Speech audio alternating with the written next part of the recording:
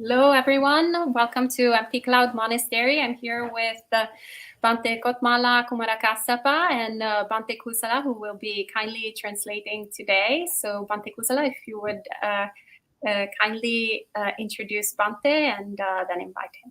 Thank you. Bhante Kumarakassapa is from Kothmale in Sri Lanka. He is well known among Buddhist community in Sri Lanka and across the globe. Venerable Bhante Kothmale Kumārakassapa is a student of Venerable Mankadavala Sudassana Thero and Venerable Mankadavala Nandaratana Thero. Both are well-known monks in Sri Lanka. And Bhante Kothmale Kumārakassapa is also the abbot of the Labunoruwa Kanda Forest Monastery in Sri Lanka. And he is presently also the president of the Paramatha Foundation, which is serving the Buddha Sasana. And to his credit, in terms of his education, he has his Royal Pandit degree and also the master's degree in Buddhist and Pali studies. So today is Bhante's birthday. So Ayasoma was telling him that she wishes him not to be born again. නැවත අද උන්වහන්සේගේ උපන්දිනය නිසා නැවත උත්පත්තියක් නොවේවා කියලා ප්‍රාර්ථනා කරනවා කියලා. නමුත් මේ කාලේ අපි අතරේ උපත ලැබීම වාසනාවක් කියලා අයසෝමා විසින් මුලින් සඳහන් කරන්නට යෙදුණා.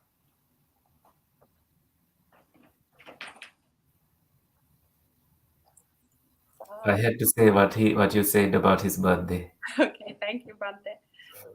Sadhu 3 times.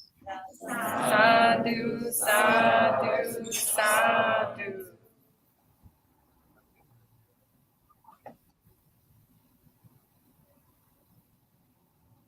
තිරසනයි සානස අපි දේශනාව ඉස්සෙල්ලා පටන් ගන්නෙ. එහෙමයි. අද මේ වැඩසටහන සාමාන්‍යයෙන් 4 වෙනකන් යනවා කියලා තියෙන. නමුත් 3ට මම ඉවර වෙනවා. විශේෂයෙන්ම මේ ඉස්සෙල්ලා දේශනාව ඊට පස්සේ ප්‍රශ්න ඊළඟට භාවනාව.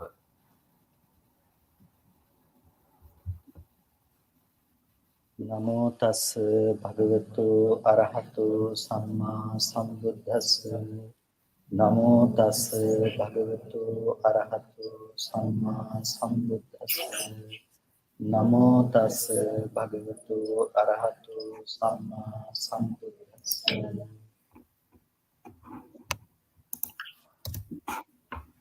පූජනීය මහා සංඝරත්නයන් අවසරයි ශ්‍රද්ධාවන්ත පින්තුනි Venerable members of Mahasangha and dear faithful devotees. අද උපන්දිනය වෙනුවෙන් සුබ පැතුම් එකතු කරපු ආශිර්වාද කරපු හැමෝටම ස්තුතිවන්ත වෙනවා සහ පුණ්‍යානුමෝදනා කරනවා. I sincerely thank everyone who sent me greetings on my birthday and also send them my blessings. ඒ වගේම අපට මෙම රටට ආරාධනා කරපු ඉන්ටිග්‍රේට් මොනස්ටරි අපේ ගෞරවනීය සුදස්සෝ බන්ති සුදස්සෝටත් ඒ වගේම අයසෝම විනාසතුළු අනිකුත් සියලු ස්වාමීන් වහන්සේලාටත් විශේෂයෙන්ම පුණ්‍යානුමෝදනා කරනවා. හැම කෙනෙකුටම මේ ධර්මලාභය ලබා ගැනීම වෙනුවෙන්. I also send my merits to Bhante Suddhaso, Ayasoma and the other Sangha members at the Empty Cloud Monastery for making Dhamma available to everyone through this live streaming and also inviting me to be here at the Empty Cloud Monastery. ඒ ලබා දීපු අවස්ථාව නිසා integrate මොනස්ටරියට කරක්ම නෙමෙයි ඇමරිකාවේ ඉන්න බොහෝ දෙනෙකුට බොහෝ විහාරස්ථාන මුල් කරගෙන වැඩසටහන් පැවැත්වෙනවා. ඉතින් ඒ හැමදේම වෙනුවෙන් විශේෂයෙන්ම පුණ්‍යානුමෝදනා කරනවා. ඉන්ටිග්‍රේට් මොනස්ටරියේ බන්ති සුදස්සෝට අයසෝමන්ත වනික් ස්වාමීන් වහන්සේලාට. Because of this opportunity, many temples in the United States and elsewhere are streaming these programs, and he's very delighted to be here at the Empty Cloud Monastery with Bhante Suddhaso and Ayasoma. අද දවසේදී අපේ භාවනා වැඩසටහනේ මූලිකව සිද්ධ කරන දේශනාව මම කැමති විශේෂයෙන්ම මෙහි ප්‍රධාන සූත්‍රයක් හැටියට නිතර සජ්ජායනා වෙන කච්චානගොත්ත සූත්‍රය ආශ්‍රය කරගෙන පටන් ගන්න. In today's meditation program, I like to highlight the Kacchayana Sutta and lead the discussion based on the Kacchayana Sutta. කච්චානගොත්ත බුදුරජාණන් වහන්සේ ළඟට ඇවිල්ලා සම්මාදිට්ඨිකෝ භන්තේ විච්ඡති කිත්තාවතානකෝ සම්මාදිට්ඨිය කියලා සම්මාදිට්ඨියයි කියලා කියනවා. කෙතකින්ද සම්මාදිට්ඨිය කියන්නේ කියලා බුදුරජාණන් වහන්සේගෙන් විමසා සිටියා. So in that sutta, Kacchana approaches the Buddha and asks, what is Sammaditthi? People say right view, and to what extent it is the right view, he asked the Buddha. ඒ අවස්ථාවේදී බුදුරජාණන් වහන්සේ ඒ කච්චානගොත්තට පැහැදිලි කරනවා දන්නිසිතං කයං කච්චායන ලෝකෝ කච්චායන මේ ලෝකය අන්ත දෙකක් ඇසුරු කරගෙන වාසය කරනවා අතිතංචේව නතිතංචේව ඇත සහ නැත කියන මේ අන්ත දෙක. At that point, the Buddha responds to Kacchayana that this world is associating two extremes. One is that there is, and one is that there is not. ලෝකේ ජීවත් වෙන හැම කෙනෙක්ම පාහේ මේ ප්‍රධාන වශයෙන්ම මේ අන්ත දෙක තුල වාසය කරනවා. Everyone living in this world mainly associates with these two extremes. එක පැත්තකින් අපි අවට තියෙන බාහිර ලෝකය ඇති බවට අපි හිතනවා වගේම ඒ ලෝකයේ විඳිනු ලබන කෙනෙක් පුද්ගලයෙක් තමන්ගේ පැත්තෙන් ඉන්න බවට නිතර කල්පනා කරනවා. While we associate with the external world on one side, internally also we think that there is a person experiencing this external world. We often think about it that way. ඒ වගේම ඒ තමන් හිතන පුද්ගලයා දිගින් දිගටම මරණින් මත්තේ පවතින කෙනෙක් සහ ඔහුට විඳින්න ලෝකයේ තියනවා කියලා එක පිරිසක් කල්පනා කරනවා. One group thinks that this person continues to exist after death and that they continue experiencing life this way. ඒ වගේම තව පිරිසක් කල්පනා කරනවා මේක මේ කය නැති වෙලා යනකොට මේ ඔක්කොම ඉවරයි අපි විඳින හඳුනන කම්මේ සියල්ලම මෙතනින් ඉවරයි ඊට පස්සේ මේකේ පැවැත්මක් නැහැ කියලා මේකේ නැති බව තව පිරිසක් කතා කරනවා.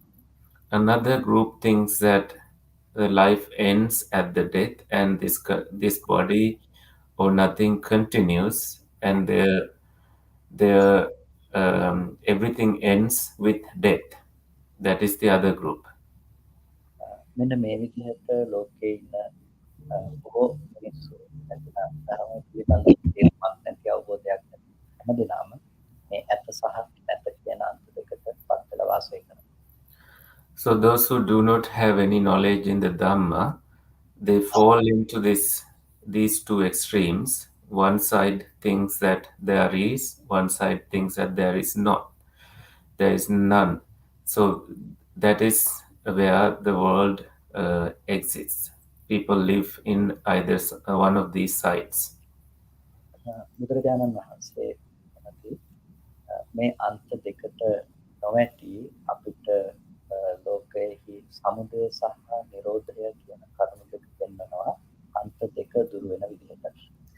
So the Buddha teaches us how not to fall into these two extremes by teaching us the arising, samudaya, and nirodha, cessation. ලෝක සමුදයන්කෝ කච්චායන සම්පන්නය පස්සතෝ යාලෝකේ නත්තිතා සානහෝති කච්චායන මේ ලෝකේ යම් කිසි ලෝක සමුදය පිළිබඳව කෙනෙක් දකිනවා නම් ලෝකේ නැතයි යන හැඟීමක් කෙනෙකුට තියෙනවා නම් අන්නේ නැතයි කියන හැඟීම දන්නේ නැහැ.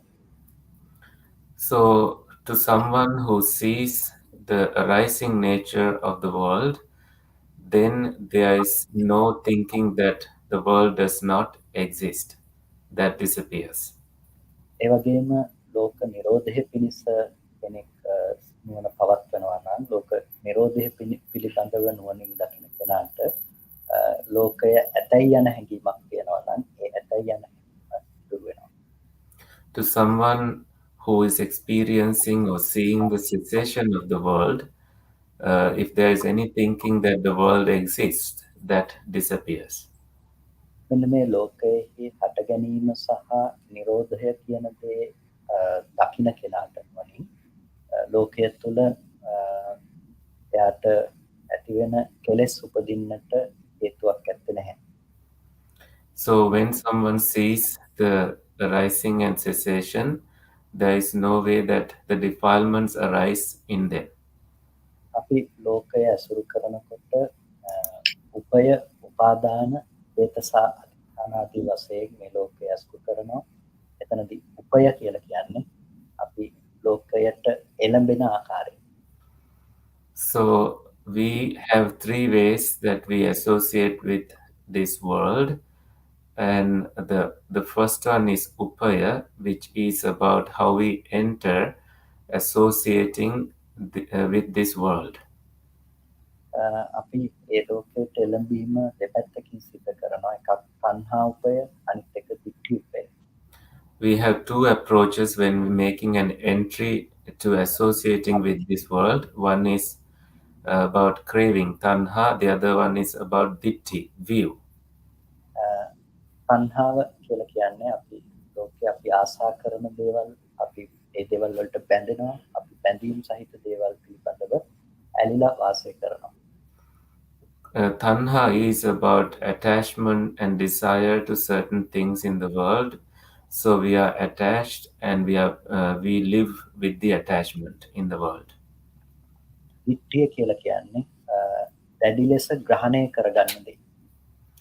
Ditti, right? Ditti view is something that you grasp. එතකොට දිට්ඨිය දැඩිව ග්‍රහණය කර ගැනීම කියන දේ අපිට විවිධ ආකාරයෙන් අපේ ජීවිතේ ගොඩක් පැතිවලින් උපදිනවා. So the view arises in many ways in life. එක පැත්තකින් අපිට අසාද දිට්ඨිය උපදිනවා. On one side, there is asada ditti, the view of indulging. අසාද දිට්ඨිය කියලා කියන්නේ අපි රූපයේ පැත්තෙන් යම් සුවක් සොම්නසක් උපදිනකොට ඒ සුව සොම්නස රූපේහි පවතින දේ හැටියට දැඩිව අපි කල්පනා කරනවා ඒ මත පිටකා සිටිනවා. So when it comes to indulging view, when we associate with a form, we think that it is in that form that there is indulgence in that form. අනේ අසාද දිට්ඨියෙහි බලවත් බව නිසා තමයි අපිට සතුටු වෙන්න තියෙන පුළුවන් දේවල් ලෝකේ රූප ශබ්ද ගන්ධ රස ස්පර්ශ කියන මේ දේවල් පැත්තේ තියෙනවා කියන දැඩිව පිහිටා සිටීමක්. It is because of this asada ditti, the view of indulgence, that we see in seeing, hearing, smelling, tasting, physical sensations, and in thinking that there is the concept of there is arising. ඒ වගේම අපිට ඒ තියෙන දේවල් විඳිනු ලබන කෙනෙක් පුද්ගලයෙක් ඉන්නවා දිගින් දිගටම කියලා අපිට ඒ පැත්තෙන් අත්තානුදිට්ඨිය ආත්ම දෘෂ්ටිය ඇති වෙනවා. Then there is the other view that of a self, that there is an experiencer in experiencing whatever there is, bound with the form. මෙන්න මේ විදිහට අපි ලෝකයේ පිළිබඳව එළඹීම් වශයෙන් උපය අපි ඇති කරගෙන තියෙනවා. ඒ වගේම ලෝකයේ තුල ඒ උපය නිසාම උපාදානයන් يعني දැඩිව ග්‍රහණය කර ගැනීම උපදවා ගන්නවා. It's because of this that we have approached the world with upaya, and also we cling to the world with upadana subsequently. උපාදාන වශයෙන් ගත්තාම අපි කාම උපාදාන සහ ditthi උපාදාන අත්වාද උපාදාන, සීලබ්බත උපාදාන වශයෙන් අපි උපාදානයේ කොටස් හතරකට ගන්නවා. So the clinging is fourfold: Kama Upadana, Attavada Upadana, Ditti Upadana, and Bhava Upadana, Silabhat Upadana. මෙන්න මේ ආකාරයන්ගෙන් අපි ලෝකය සිතින් දැඩිව ස්පර්ශ කරගෙන වාසය කිරීම සිදු කරනවා. So through these fourfold clingings, we grasp the world through our mind, and then we live accordingly. අපි අර ලෝකයත් ලෝක සමුදයත් ලෝක නිරෝධයත් මනාකොට දකිනවා නම් මෙන්න මේ උපය උපාදාන මේ ධර්මයන්ට හට ගන්නට පුළුවන් කමක් ලැබෙන්නේ නැහැ. If we see clearly the arising samudaya and cessation, so there is no way that clinging can arise. එතකොට අපිට මෙතනදී ටිකක් විමසා බැලීම වටිනවා. මොකද්ද මේ කතා කරන ලෝකය? මොකද්ද මේ උපදිනවා කියන ලෝකය? මොකද්ද මේ නිරෝධය දකිනවා කියන ලෝකය කියන එක පිළිබඳව අපි විමසා බැලීම වටිනවා. So in that we need to investigate what this world is and examine its true nature. එතකොට මම කැමතියි මෙතනට තව සූත්‍ර කිහිපයක් එකතු කරගන්නට. So I'd like to bring several other sutras into this discussion. ලෝක සූත්‍ර සහ ලෝක සමුදය සූත්‍ර කියන මේ සූත්‍ර දෙක. The Loka Sutra and Loka Samudaya Sutra. බුදුරජාණන් වහන්සේ එක් අවස්ථාවක භික්ෂුන් වහන්සේලාට දේශනා කරනවා මේ ලෝකයත් ලෝක සමුදයත් ලෝක අස්තංගමයත් පිළිබඳව මහන්නේ මම දේශනා කරමි කියලා. At one point, the Buddha teaches that when monks, I am going to teach you the world, its arising and its disappearance. මෙතනදී බුදුරජාණන් වහන්සේ දේශනා කරනවා චක්කුංච පටිච්ච රූපේච උප්පජ්ජති චක්කු විඥානං තින්නං සංගති පස්සෝ පස්සපච්චය වේදනා වේදනා පච්චය තණ්හා තණ්හා පච්චය උපාදානං උපාදාන පච්චය භවෝ භව පච්චය ජාති ජාති පච්චය ජරා මරණං ශෝක පරිදේව දුක්ඛ දෝමනස් උපායාසා සම්භවಂತಿ ඒ මේ පස්ස කේවලස්ස දුක්ඛ කන්දස්ස සමුදය හෝති කියලා මේ තමයි ලෝකේ හට ගැනීම කියලා දේශනා කරනවා. So quoting a Pali phrase that goes as Chakkuncha Paticca Rupecha Uppajjati Chakku Vijnana, that ends with Eva Metatsa Kevalassa Dukkha Khandassa Samudaya Hoti. The Buddha teaches how this world comes into being. එතකොට මේ ලෝකයේහි ඉපදීම පිළිබඳව බුදුරජාණන් වහන්සේ දේශනා කළේ මේ භෞතික වස්තුන්ගේ හට ගැනීම භෞතික වස්තුන්ගේ පහළවීම පිළිබඳව කතාවක් නෙමෙයි. When the Buddha talked about the arising of the world, he never talked about the material arising of the world. බුදුරජාණන් වහන්සේ එතනදී දේශනා කරන්නේ අපට භෞතිකමය වශයෙන් උපදින දෙයට වඩා අපි පුද්ගලානුබද්ධව ලෝකය ගොඩනගා ගන්න ආකාරය පිළිබඳව. Instead, the Buddha talked about how we associate with the world internally as a person within ourselves. ඒකට චක්කුංච පටිච්ච රූපේච උප්පජ්ජති චක්කු විඥානං තින්නං සංගති පස්සෝ පස්සපච්චය වේදනා කියන තැන දක්වා බුදුරජාණන් වහන්සේ දේශනා කරන්නේ මේ ලෝකය ඇත්තටම උපදින අවස්ථාව පිළිබඳව. So when the Buddha talked about Chakkuncha Paticca Rupecha Uppajjati Chakku Vijnanam Tinnan Sangati Passo Passapaccha Vedana, up until that point, it is about the arising of the world. එතකොට මේ ටික මත තමයි අපිට ලෝකය කියන දේ ඉපදීම ගැන කතා කරන්නට පුළුවන්කම තියෙන්නේ. It is there that we can talk about the arising of the world, that is about dependent on the eye and the form and eye consciousness. There is contact, and then because of contact there is feelings. That is about the arising of the world. ඒ අපිට ඇහැ යම් කිසි රූපයක් ඇවිල්ලා ගැටෙනකොට ඒ නිසා හටගන්න දැනගන්න හිතක් ස්පර්ශ වේදනා කියන මේ ධර්ම ටිකක් නිසා අපිට මේ ලෝකයේ පැනවීම තියෙනවා. ලෝකයේ පැනවීම කියලා කියන්නේ පෙනීම උපදිනවා කියන එක. අන්න ඒ නිසා තමයි අපිට පෙනෙන ලෝකයක් තියෙන්නේ. There is this visible world because of how these causes and conditions function, such as the eye, the form, and eye consciousness, and the contact coming into being. And it is because of that there is this seeing of the world takes place. එතකොට අපිට මෙන්න මේ තැනදී අවධානයක් විශේෂයෙන්ම යොමු කරන්නට ඕනේ මේ හටගත්ත ලෝකය කියන තැන අපි අද අත්විඳින ලෝකය මොකක්ද කියන එක තේරුම් ගන්න. So here we need to pay attention to the aspect, to this aspect that what is the world we are experiencing in this horizon world.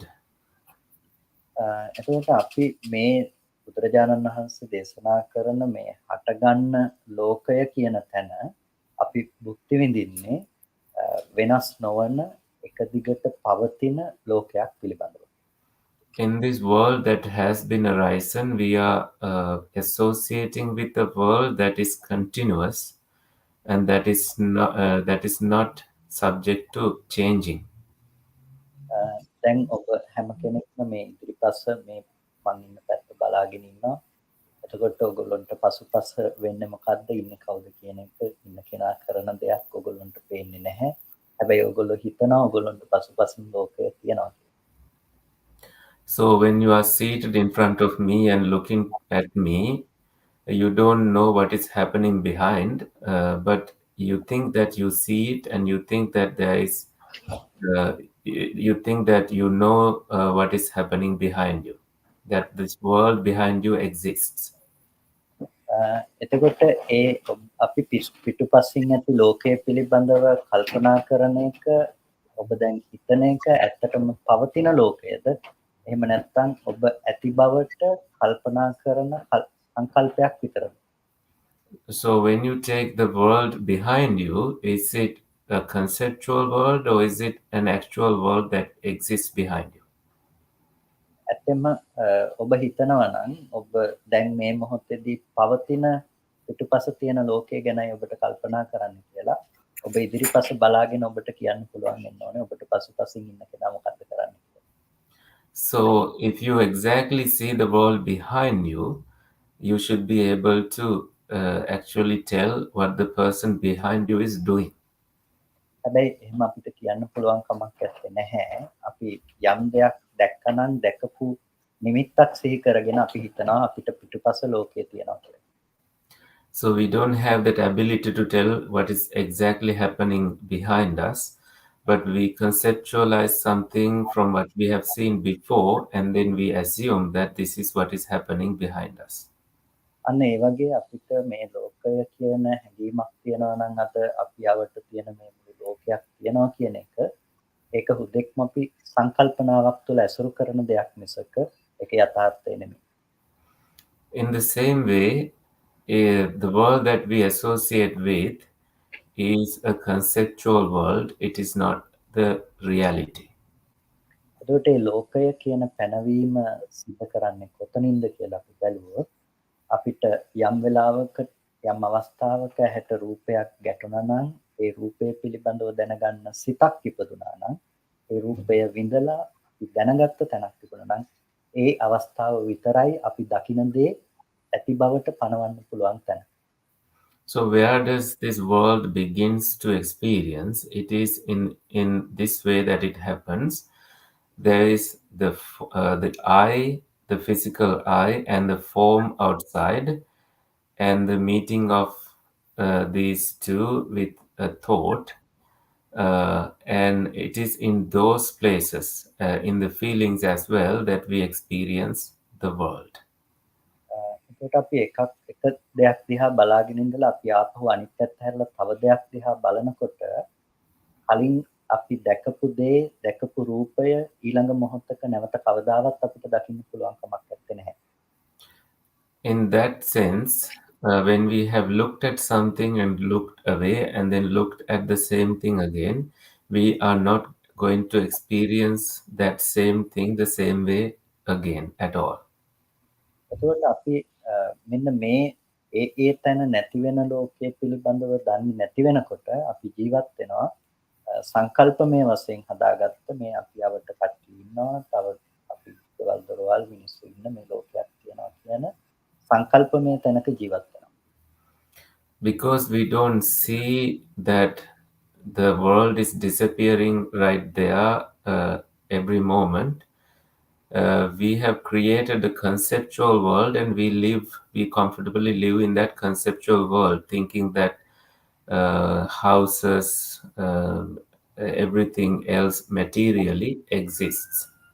එතකොට මෙන්න මෙතනදී අපි ප්‍රධාන වශයෙන් ලෝක දෙකක් පිළිබඳව මේ කතා කරන්නේ. So here we are talking about two different worlds. එකක් අපිට ඒ මොහොතට හටගෙන ඒ මොහොතට නිරුද්ධ වෙන යථාර්ථ ලෝකය. One is the world of reality, in which there is arising and immediately ceasing, and that is the world of reality. අනිත් එක ඒ යථාර්ථය නොදන්නකම නිසා අපි නිර්මාණය කරගත්ත ලෝකය. The other world is the world that we have created conceptually because we don't we ignore the reality. We don't have the knowledge to know the reality, real world. ඒක හරියට ඔබ කවුරුත් චිත්‍රපටි ටෙලිනාට්‍ය මේ දේවල් බලලා ඇති. It's like watching a film. I'm sure all of you may have seen one. මේකත් දකිනකොට ඔයගොල්ලන්ට මේක බොහොම දුක හිතෙන ජවනිකාවක් යනකොට ඔයගොල්ලන්ට ඒකත් එක්ක දුක හිතිලත් ඇති ඕනනම් ඇවිලත් ඇති. So sometimes when the episode is about sadness, you experience sadness and you may even have cried because of what you see in that episode. ඔබ මොහොතකට කල්පනා කරොත් මේ චිත්‍රපටියේ රඟපාපු කෙනත් ඔයගොල්ලොත් එක්ක ඒ මොහොත බලමින් හිටියොත් එයාටත් ඔබට දුක හිතන විදිහටම දුක හිතේද? If you think for a moment, if the person who acted in it, who created it, also is watching at the same time as you are watching it, they may also experience that same sadness. ඔබ දුක් වෙන තැනක ඒ කෙනා දුක් නොවී ඉන්නවා. However, at a place now that they are not watching it, they are not experiencing that sadness while you are experiencing that sadness. මොකද ඔබට දුක හිතෙන තැනක එයාට මතක් වෙන්නේ ඒගොල්ලෝ ඒක රඟපාපු විදිය, ඒගොල්ලෝ එතන hina වෙවි රඟපාපු විදිය, වැරදිච්ච හැටි, එතන සිද්ධ වුණ ඇත්තම තත්ත්වය එයා සිහි කරනවා. But instead, that person is who acted in it knows how they laughed there and how the actual scene was taken. So they have a different experience about it. එතකොට අපි එතන ඇත්තටම සිදු වුණ දේ නොදන්න නිසා අපි එක දෙයක් දිහා බලාගෙන දුක් වෙනකොට එයා එතන ඇත්තටම සිදු වුණ තත්ත්වය පිළිබඳව දැනුම් නැතුව ඉන්නකොට එයාගේ ජීවිතේට දුක ආවේ නැහැ. Now that because he noticed what actually happened while you experience sadness about the episode, because he knows exactly what happened, he didn't experience sadness in the same way. අපිත් අපේ මුළු ජීවිතේ පුරාම කරන්න යන්නේ විදිහ චිත්‍රපටි බලන එක තමයි. So in our whole life, what we are doing is watching films. මොකද අපි ජීවත් වෙන තැන අපි ජීවත් වෙන්නේ අර චිත්‍රපටියක් වගේ ඇත්ත තත්ත්වය නොදන්න තැනක අපි ජීවත් වෙනවා. So every place where we live conceptually, we are watching a film without knowing its real picture, real image of it. ඉතින් අපිට අඬන්න පුළුවන්, hina වෙන්න පුළුවන්, ලෝකෙ තුල සැප දුක විඳින්න පුළුවන් කම නිසා. Because of that, we can cry, we can laugh, and we can experience happiness and sadness. ප්‍රධාන වශයෙන් අර චිත්‍රපටයේ රඟපාපු කෙනාට දුක ආවේ නැත්තේ හේතු දෙකක් නිසා. It's because of two reasons that the person who acted in the film did not experience any sadness. එයා දන්නවා ඒක රඟපාලා ඉවර වුණ දෙයක් හැටියට. ඒ වගේම එයා දන්නවා ඒක සකස් කරලා ඉවර වෙච්ච දෙයක්. He knows that he has finished acting in it, and he also knows that it has been done.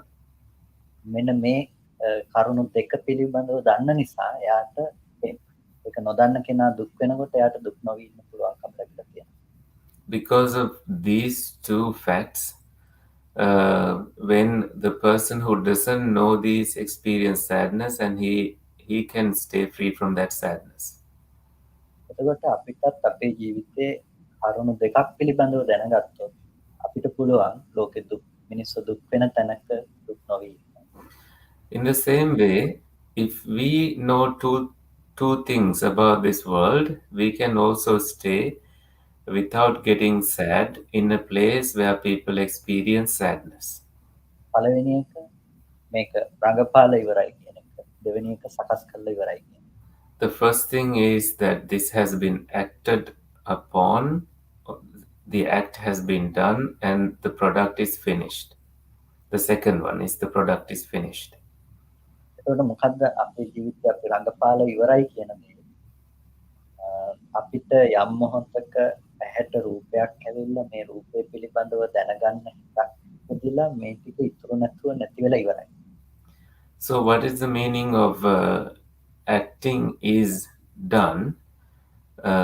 That means we have seen a form, and the thought about it has arisen. සකස් කරලා ඉවරයි කියලා කියන්නේ අපි අන්න එහෙම කරුණු තුනක් ඇති තැනක යමක් වෙනුණා කියන බව තියෙන තැනක මනසින් අපි දැනගත්ත නිමිති ටිකක් දැනගෙන ඉවරයි. So in a place where we have conceptualized something in our mind, in using those three aspects, I, form, and cognizing it, we have already created a concept of it, objects of it, nimittas. එතකොට මෙන්න මේ කරුණු දෙක අවසන් වුණ බව අපි දන්නවා නම් අපිට කොයි වෙලාවකවත් අපි දකින දේවල් තුළ අපිට සතුටු වෙන්න හරි දුක් වෙන්න හරි දෙයක් අපිට හම්බ වෙන්නේ නැහැ.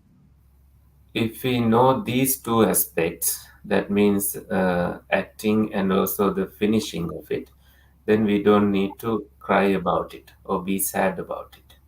එතකොට අපි ලෝකය සහ ලෝක සමුදය පිළිබඳව කතා කිරීමේදී අපිට ප්‍රධාන වශයෙන් ලෝක දෙකක් තියෙනවා කියලා කිව්වේ. අර ඇත්තටම රංගපාන මොහොතේ සිද්ධ වෙච්ච දුක්ඛදායක ජවනිකාවක් නැති බොහොම අටගෙන නැති වෙන ධර්මතා සමූහයක් කියන තැන තමයි එක ලෝකයක් බවට පත් වෙන්නේ. So one world is the world where nothing has arisen and it became a world to us. අනිත් ලෝකයේ බවට පත් වුණේ අපි අර රංගපාල ඉවරයි කියන එක දන්නේ නැති තැනක අපි චිත්‍රපටිය බලාගෙන ඉන්න අවස්ථාව වගේ අපි මේ ඇත්ත తත්වය නොදැනගෙන අපි නිර්මාණය කරගත්ත මනසින් නිර්මාණය කරගත්ත ලෝකයක් තුළ ජීවත් වෙනවා. The other world is living in a world we have conceptualized, not knowing that the work is finished. It's a conceptual living. එතකොට මෙතනදී බුදුරජාණන් වහන්සේ මේ ලෝක සමුදය පිළිබඳව අපිට දේශනා කරන්නේ ලෝකයේ උපදින විදිහ ගැන දේශනා කරන්නේ ස්වභාවයෙන්ම හටගන්න මෙන්න මේ ධර්මය පිළිබඳව එක අවස්ථාවකුත් ඒ වගේම අපි නිර්මාණය කරගෙන විදින තැන තව අවස්ථාවකුත් හැටියට අපිට පැහැදිලි කරනවා.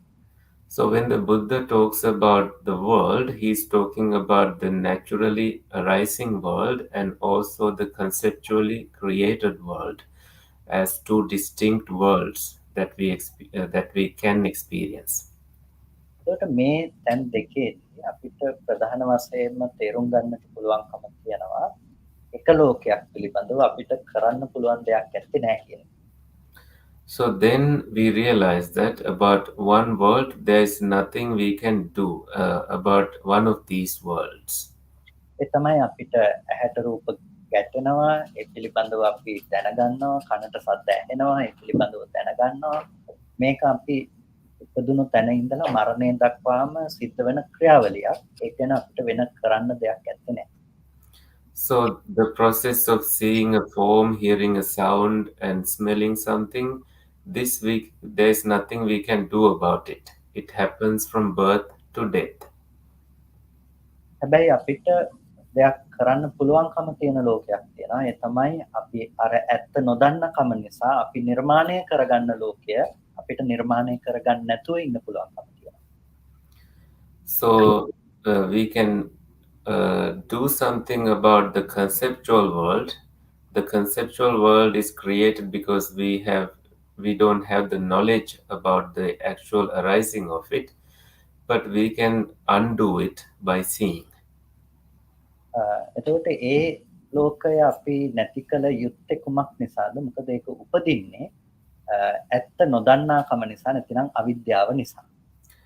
So why do we need to make an end to that conceptual world? We should know that it arises because we don't see the truth about the reality of its arising.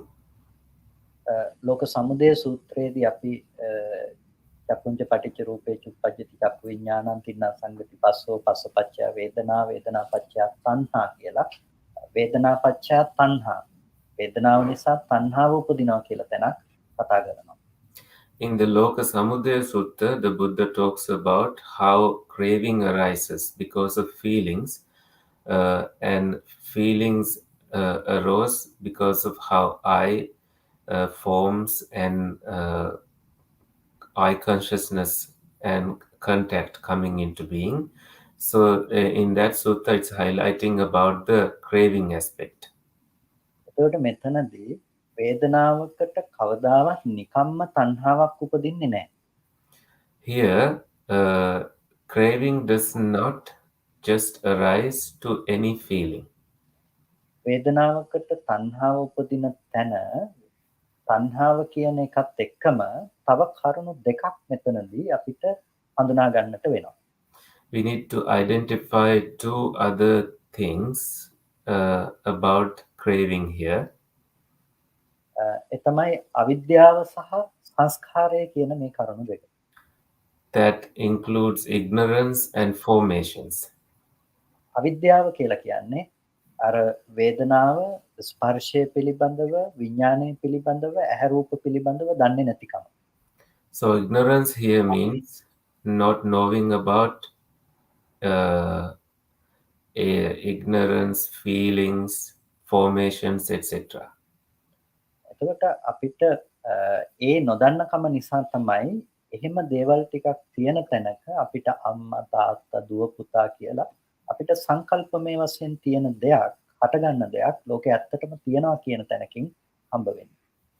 Because it is because of ignorance that we meet with a world where we think that there is mother, there is children, and the material existence of a world.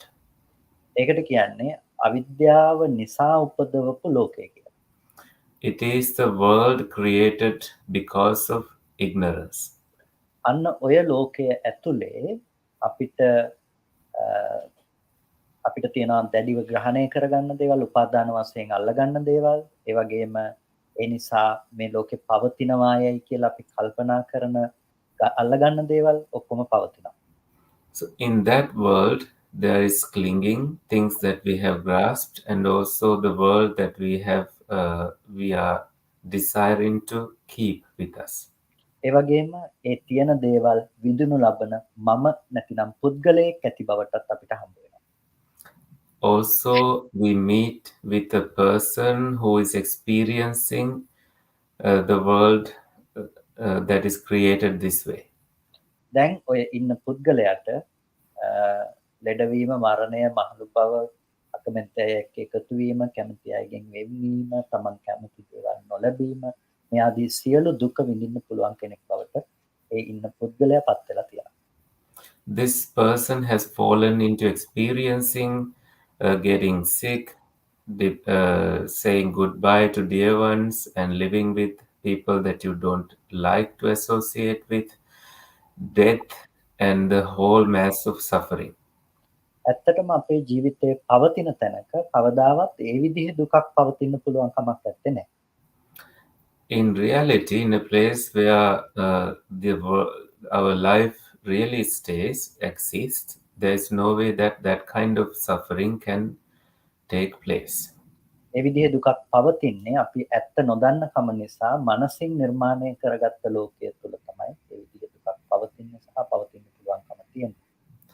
There is the possibility for that kind of suffering to exist only in the conceptually created world, because we don't see the reality of how it arose. එතකොට දැන් බුදුරජාණන් වහන්සේ අපිට ලෝක නිරෝධය පිණිස ධර්ම දේශනා කරනකොට දේශනා කරන්නේ මෙන්න මේ අවිද්‍යා ප්‍රත්‍ය නිසා උපදව ගන්න ලෝකය නිරුද්ධ කිරීම පිළිබඳව. So when the Buddha talked about the cessation of the world, he talked about cessation of the ignorance that we have created about the conceptual world. අන්න එතකොට අපිට ලෝක සූත්‍රයට අනුව අපි කතා කළේ ලෝක සමුදය සූත්‍රයේ ලෝක සූත්‍රයට අනුව අපිට බලන්න පුළුවන් මේකෙදි අපි තේරුම් ගන්න තියෙන යථාර්ථය මොකක්ද කියන්නේ. So in that way, we were talking about the Loka Samudaya Sutta, but now we can switch to Loka Sutta and see the reality of it. බුදුරජාණන් වහන්සේගෙන් එක වික්ෂණාස නමක් අහනවා ලෝකෝ ලෝකෝති බන්තේ උච්චති කිත්තවතානකෝ බන්තේ ලෝකෝති උච්චති සාමීනි ලෝකේ ලෝකේ කියලා කියනවා. එතකින්ද මේ ලෝකය කියලා කියන්නේ. So one of the monks approaches the Buddha and asks, the world it is said, to what extent, by what sense that it is said that this world is. එතකොට බුදුරජාණන් වහන්සේ වික්ෂණාසට කියනවා ලුජ්ජති පලුජ්ජති කෝ බික්ඛු ලෝකෝති උච්චති මහණ මේ ලෝකය බිඳෙනවා නැසෙනවා මේ නිසා තමයි ලෝකය කියලා කියන්නේ. It is because of lujjati and palujjati that it is because of these qualities, that means breaking and cutting into pieces, I would say, and that is the world. එතකොට මොකද්ද මේ බිඳෙන්නේ මොකද්ද මේ පළුදු වෙන්නේ නැතිනම් නැති වෙන්නේ මොකද්ද? චක්කුම් බික්කවේ ලුජ්ජති පලුජ්ජති මහන්නේ ඇස නැති වෙනවා මේක තමයි නැති වෙලා යන දේ. රූපය තමයි නැති වෙන්නේ. චක්කු විඥානය තමයි නැති වෙන්නේ. මෙන්න මේ විදිහට බුදුරජාණන් වහන්සේ දේශනා කරනවා මේ ඇහැ රූප චක්කු විඥාන මේ ධර්ම ටික නැති වෙලා යන දේ. The Buddha then talks about these dhammas, eye, forms, eye consciousness as things that break up and disappears. එතකොට මේ ලෝකය පිළිබඳව අපි තේරුම් ගන්නකොට අපිට එහෙනම් තේරුම් ගන්නට තියෙන්නේ ලෝකය බිඳෙන බව, ඒ කියන්නේ ඇහැ බිඳෙන බව, රූපය බිඳෙන බව, සිත බිඳෙන බව මේ විදිහට තමයි අපිට ලෝකය පිළිබඳව තේරුම් ගන්න තියෙන්නේ. So when we realize the world, Loka, we need to realize how the eye breaks into pieces and how the form breaks into pieces and how eye consciousness also breaks. Bhante Sudha, so can I say break up? Does it make a different meaning or does it make the same meaning that we are trying to imply here? Break up or disintegrate or... Yeah, disintegrates. So, thank you, Bhante. The eye disintegrates, the form disintegrates, eye consciousness disintegrates. එතකොට මේ ධර්ම ටික මේ විදිහට නැති වෙන බව දැකීමම මේ ලෝකයේහි නැතිවීමයි. So seeing this that this world disintegrates is also seeing that these dhammas, these phenomena disintegrates, also is a seeing of this world disintegrates. ඔබට දැන් ලෝකය අසුරු කරන්න පුළුවන්කම තියෙන්නේ දැන් දකින්න පුළුවන් මේ ශාලාව නම් මේ ශාලාව ඇතුළ මේකෙන් එළිය ආපු ගෙදර මේ ඔක්කොම තියෙන්නේ දකින්න පුළුවන් ලෝකයක් තුළ. It is in the visual world that we are able to see this whole, that we came from a home, and also the outside of the hall. එතකොට මේ අපිට දකින ලෝකයේ පිළිබඳව නුවණාවොත් ඔයගොල්ලන්ට ඇසුරු කරන්න බාහිර ලෝකයේ තියෙනවා කියලා දකින ලෝකයක් හම්බ වෙන්නේ නැහැ. If the knowledge arises in you about this visible world, then you will never associate an external world. එතකොට අපි මෙතනදී තේරුම් ගන්න ඕන දේ තමයි මේ නැති වෙලා තියෙන්නේ රූප පේන ගතිය නෙමෙයි. රූපය පේනකොට අපි මේ දැනගන්න දේ එළියේ තියෙනවා කියලා ගන්න මෝඩකම විතරයි නැති වෙලා. So then what you realize is that what we are realizing is not the experience of seeing forms, but the ignorance about it. That is what we have realized in this experience. එතකොට අපිට අන්න ඒ අපි නොදන්නකම නැති වෙනකොට අපිට කොයි වෙලාවකවත් තියෙන දේවල් පිළිබඳව ගනුදෙනු කරන්න යන ගතිය අපි ළඟ හිටින්නේ නැහැ. So when the ignorance disappears, we don't go to associate with things that exists.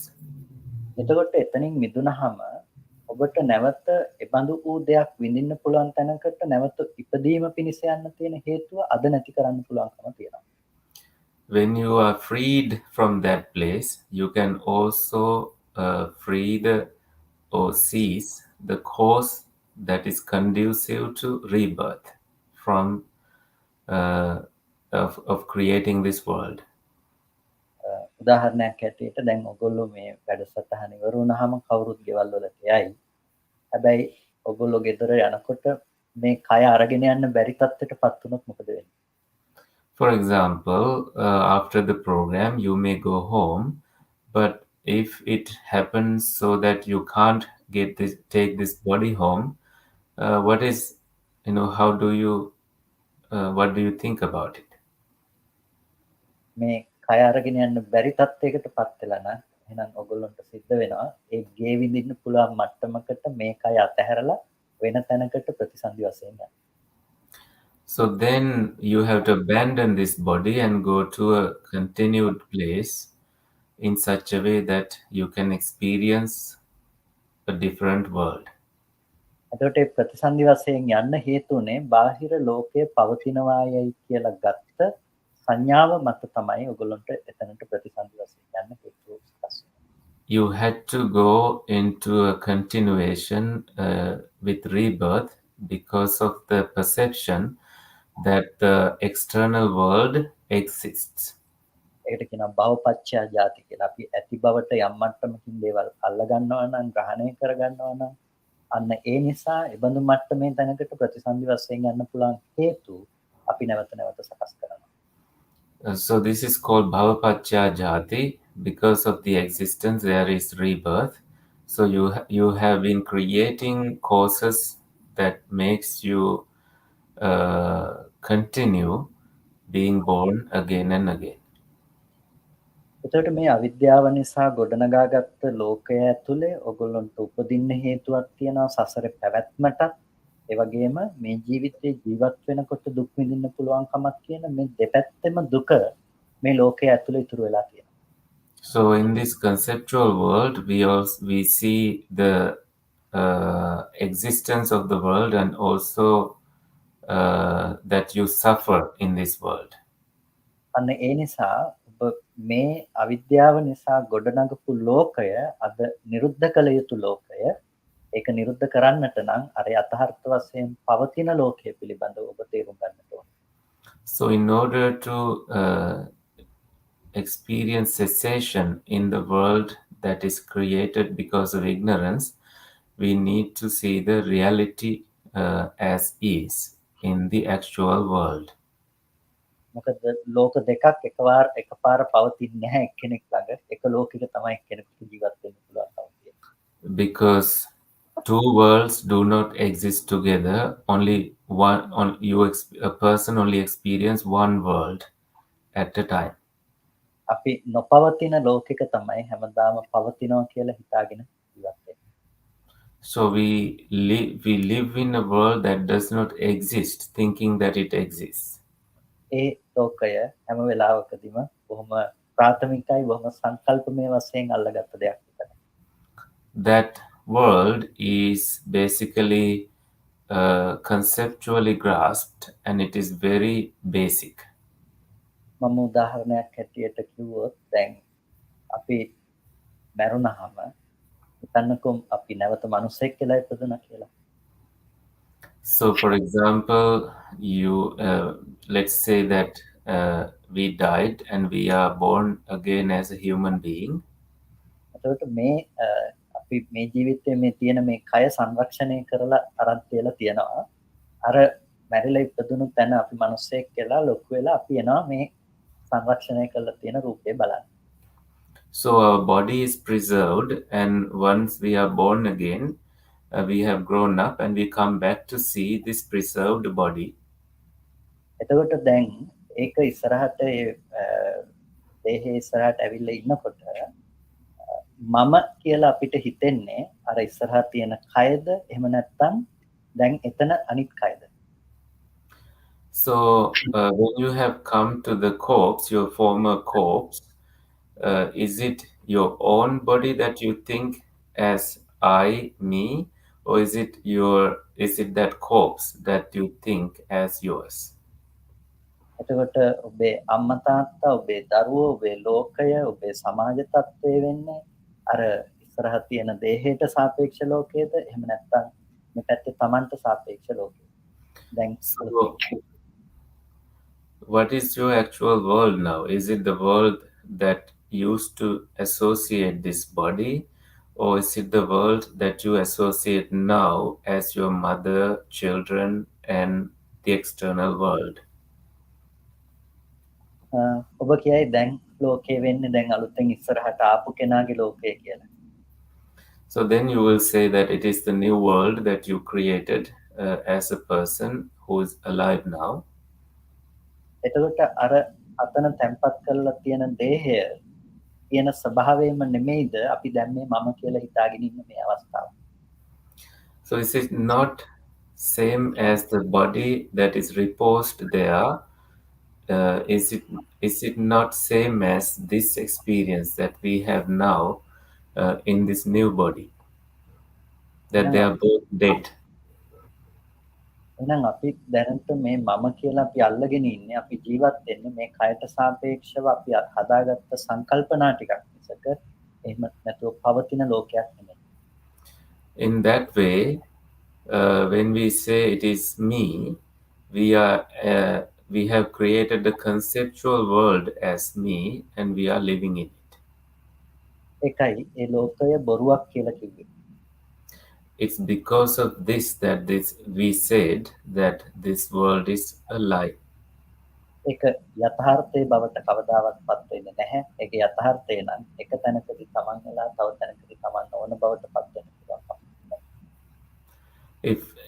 We can never say that it is the reality. If it is the reality, then in one place it cannot be me, and in another place it cannot be.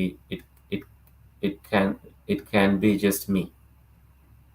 එතකොට මෙන්න මේ විදිහට අපි මේ ලෝකයේ පිළිබඳව අපි තේරුම් ගත්තාම අපිට තේරෙනවා අපි කොච්චරනම් සංකල්පමය වශයෙන් ගොඩනගා ගන්න ලෝකෙක ජීවත් වෙන්නේ කියලා.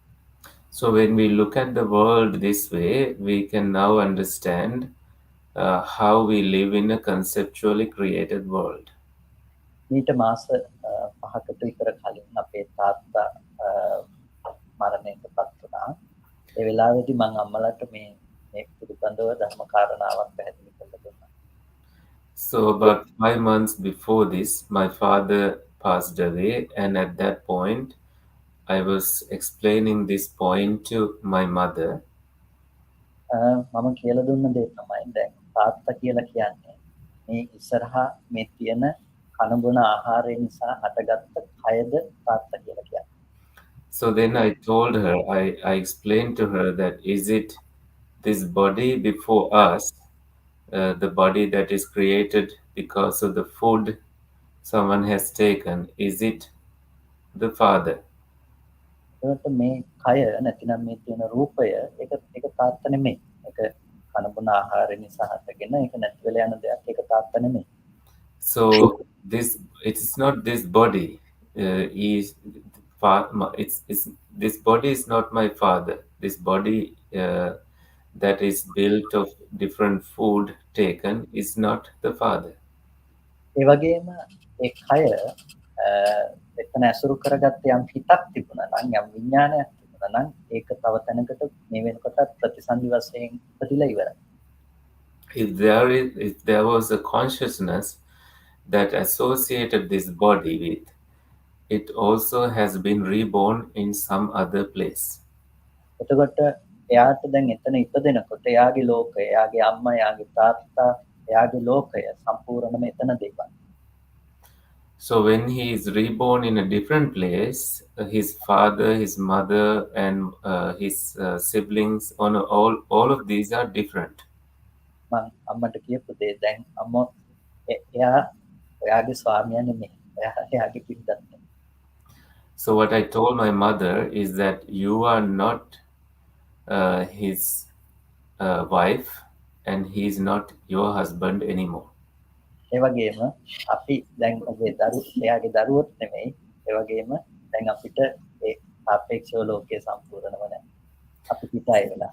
In the same way, we are not his children, and that world has completely ended in relation to what he is experiencing now. එතකොට මොකද්ද අපි ජීවත් වෙන ලෝකය? අම්මා ඉන්නවා, දරුවෝ ඉන්නවා. මේ ඔක්කොම මේ රූපේට මේ කයට සාපේක්ෂ තැනක තමයි අපි හැම වෙලාවකම. In that sense, what is the actual world where we live? Where there is mother, there is all these other external people living in this world. එහෙනම් ඒක කවදාවත් ලෝක යථාර්ථයේ බවට පත් වෙන්නේ නැහැ. So it never becomes the reality in our. It's never the reality. යථාර්ථය කෙනකෙනාගෙන් කෙනකෙනාට සාපේක්ෂව වෙනස් වෙන්න පුළුවන් කමකුත් නැහැ. The reality changes from person to person. එතකොට යථාර්ථය නම් මේ හැමෝටම සාධාරණ එක ධර්මයක් විතරයි. The reality is common to a common dhamma to everyone. අන්න ඒ දේ තමයි ලෝකය කියලා කියන්නේ. හේතු ටිකක් නිසා හටගන්න හේතු නැති වෙනකොට නිරුද්ධ වෙන ධර්මයක්.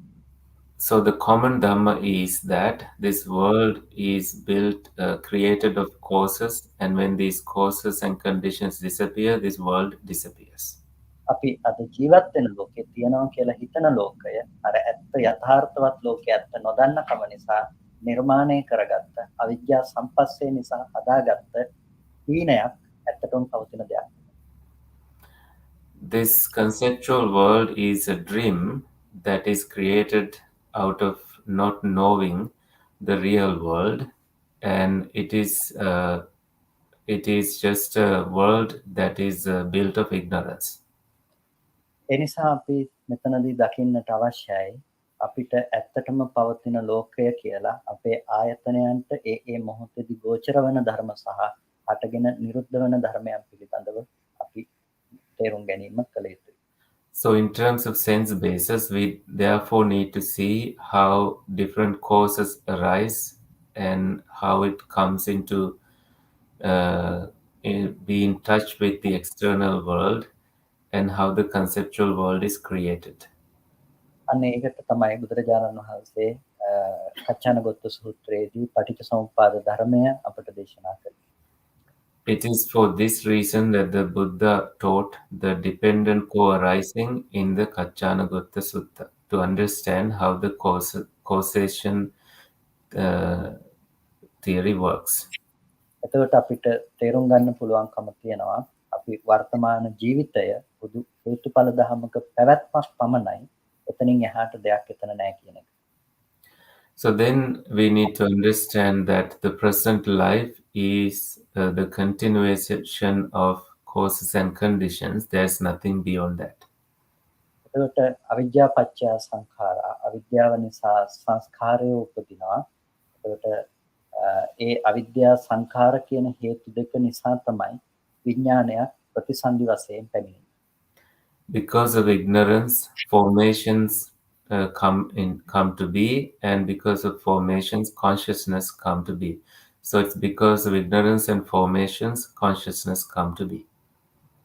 ඒකට ඒ ප්‍රතිසන්දි වශයෙන් යම් විඥානයක් හටගත්තා නම් ඒ විඥාණයට අනුව තමයි එතන ඇස කන නාසය දිව ශරීරය ආදී මේ ආයතන ටික සකස් වෙන්නේ නාම රූපයේ සකසෙන්නේ. So it is because of rebirth consciousness that these sense bases are created and the mentality and materiality are created. එතකොට අතීත හේතු හැටියට අවිද්‍යාව සහ සංස්කාරය අපට තේරුම් ගන්න පුළුවන් මේ ප්‍රතිසන්දිය පිණිස විඥානයේ බැස ගන්න සිදු වන හේතුව හැටියට. The cause for descending of consciousness for rebirth is ignorance and formations. These two can be identified. වර්තමාන ජීවිතයේ හැටියට අපිට හම්බෙන කරුණු පහයි විඥාන නාම රූප සලආයතන පස්ස වේදනා. So we only meet with 5 factors: consciousness, mentality and materiality, contact and feelings, and vedana, right? Vedana, ස්පර්ශ වේදනා පස්ස වේදනා. sparsha vedana, contact and feelings. So these 5 factors as present experience. එතකොට මේ තමයි අපේ වර්තමාන ජීවිතයේ බවට පත් වෙන ටික. මෙතන තමයි අපි සම්පූර්ණම ජීවත් වෙන්නේ. This is our present life and this is where we live at present. එතකොට මෙන්න මේ ටිකේ ඇත්ත දන්නේ නැතිකම නිසා අවිද්‍යාව නිසා අපි මේ ටික අම්මා තාත්තා දුව පුතා වශයෙන් අපිට ලෝකයක් හම්බෙන තැන හැටියට කල්පනා කරනවා. Because we don't see the truth about this, we think that this is the world where we meet with our mother, father and children. එතකොට අපි ඒ දැන් වර්තමාන ජීවත් වෙන ලෝකයේ සම්පූර්ණව අපි උපදවගෙන තියෙන්නේ අර ටිකේ ඇත්ත නොදන්න කම නිසා ඒකම තමයි වර්තමානයේ කර්ම සකස් කර ගැනීම කියලා කියන්නේ. So the present life where we live is created because we don't see the truth about it, and this is also where we create new karmas. එතකොට අපිට ඒ ලෝකය අපි ජීවත් වෙන ලෝකය නිර්මාණය කරන්න හේතුනේ අවිද්‍යාව සහ වර්තමාන අවිද්‍යාව සහ වර්තමාන සංස්කාරය. So the cause behind creating this life where we live is the present ignorance and present formations. යම් විදිහකින් අඹ බීජයක් නිසා අඹ ගහක් හැදෙනවා. In some ways, because of a mango seed, a mango plant is planted. අඹ ගහේ අඹ ගෙඩි හැදිලා අඹ පරම්පරාවක් හට ගැනීම සිද්ධ වෙනවා.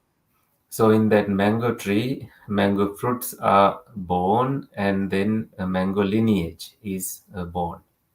එතකොට අපිට අඹ ඇටේ වැයවීම නිසා අඹ ගහ හැදිලා තියෙනකොට ආපහු අර අඹ ඇටේ නැති කරනවා කියන එක කරන්න බෑ. Because of the mango seed, mango tree has been born, and now we can't get rid of the mango seed. හැබැයි අපිට පුළුවන් වර්තමානයේ උපදින ගෙඩි නැති කරලා අනාගතයට අඹ ගෙඩි හැදෙන මේ අඹ පරම්පරාව පවතින එක නැති කරන්න පුළුවන්. So what we can do now is to get rid of the present seeds being born, and then that way we can stop the future rising of more mango seeds. ඒ වගේ අපිට දැන් අතීත හේතු නැති කරන්න බෑ. අතීත අවිද්‍යා සංකාර කියලා අපි උපදින්න හේතු වෙච්ච අතීත දේවල් නැති කරන්න බෑ. හැබැයි අපිට පුළුවන් වර්තමාන ලෝකය හදාගන්න හේතු වෙන අවිද්‍යා සංස්කාර නැති කරන්න. In the same way, we cannot eradicate the past causes, but we can eradicate the present causes. ඒ නිසා අවිද්‍යා නිරෝධා සංඛාර නිරෝධෝ අවිද්‍යා නිරෝධයෙන් වර්තමානයේ සංස්කාර නිරුද්ධ කරන්න පුළුවන්කම තියෙනවා. Therefore, by experiencing cessation of ignorance, the formations can also be ceased. එතකොට මේ අවිද්‍යා සංස්කාර නිරුද්ධ කරන්නට නම් අපිට අවබෝධ කරගන්න වෙනවා නුවණින් දකින්න වෙනවා විඥාන නාම රූප සලආයතන පස්ස වේදනා කියන මේ ධර්මයන්ගේ ඒ මොහොතින් මොහොත හටගෙන නිරුද්ධ වෙන ස්වභාවය. So we need to be able to see Vijnana Namarupa Phassa Vedana to be able to experience the cessation of ignorance. එතකොට මේ ධර්ම ටික හටගෙන නිරුද්ධ වෙන ස්වභාවය තමයි අපිට තේරුම් ගන්න පුළුවන්කම තියෙන්නේ. So we are able to understand the nature of arising and ceasing of these phenomena. අපිට බෑ මේ ටික නැති කරන්න පුළුවන් කමක් නැත්තේ නෑ. මේ ටික කොහොමත් හටගන්න ටික. හැබැයි හටගත්ත දේ ඉතුරු නැතුව නැති වෙනවා කියන එක අපිට තේරුම් ගන්න පුළුවන්. We can't stop them from arising, but we can see that having arisen, they vanish, they cease. එතකොට ඒ ටිකේ නිරෝධය අපි තේරුම් ගන්නකොට තණ්හා, උපාදාන, භව, ජාති කියන මේ ධර්මයෝ නොහට ගන්න බවට යනවා. ඒකට කියනවා උපදින්නේ නැහැ, අනුත්පාදයට යනවා. When we see the cessation of these, tanha, upadana, bhava, jati also cease to exist. They don't arise. ඒ කියන්නේ අනාගතයට වර්තමානයේ අඹ බීජ නැති කළාම අනාගතයට අඹ ගස් හටගන්නේ නැති වුණා වගේ. It's like when new mango seeds are eradicated, no future mango births will take place. New mango seeds will not arise because we have eradicated craving, clinging, etc. එහෙනම් ඔබට එතනදී කරන්න තියෙන්නේ එකම එක කරුණක්. ඒ තමයි විඥාන නාම රූප සලආයතන පස්ස වේදනා කියන මේ ධර්මතා ටිකේ නිරෝධය අවබෝධ කිරීම. So you need to only do one thing. It is to realize the cessation of consciousness, mentality, materiality, contact, and feelings. ඒකට මේ ටික හටගෙන නිරුද්ධ වෙන ධර්ම ටිකක් හැටියට ඔබ දැන් නුවණින් මානසිකාරය කිරීම ආරම්භ කරන්නට ඕන. You need to start contemplating on these dhammas as they cease after arising. එතකොට මේ ටික අපි මානසිකාරය කරනකොට මේක ඔබේ ප්‍රායෝගික ජීවිතයට ප්‍රතිබද්ධව එකතු කරගන්න දෙයක් බවට දැන් මේක ප්‍රමාණිකූලව පත් කර ගැනීම කළ යුතුයි. Now you can gradually bring this to your life practically right now. අපි සමතේ පැත්ත ගැන අපි නිතර කතා බහ කරනවා. ඒ නිසා මම මෙතනදී වැඩි ඉඩක් ගන්නවා මේක ප්‍රායෝගිකව අපි අරමුණක යථාර්ථය තේරුම් ගන්න පැත්ත කොහොමද කියන එක පිළිබඳව කතා කරන්න. We often talk about the tranquility samatha. It's because of that I decided to talk about our present experience and how we can see the reality of it. එතකොට එතනදී අපි වඩාත්ම තේරුම් ගන්නට ඕන දේ තමයි අපි ඇසුරු කරන අරමුණු වල තියෙන ඇත්ත ස්වභාවය දකින්න තැනකට අපි මානසිකාරයේ පැවැත්වීම.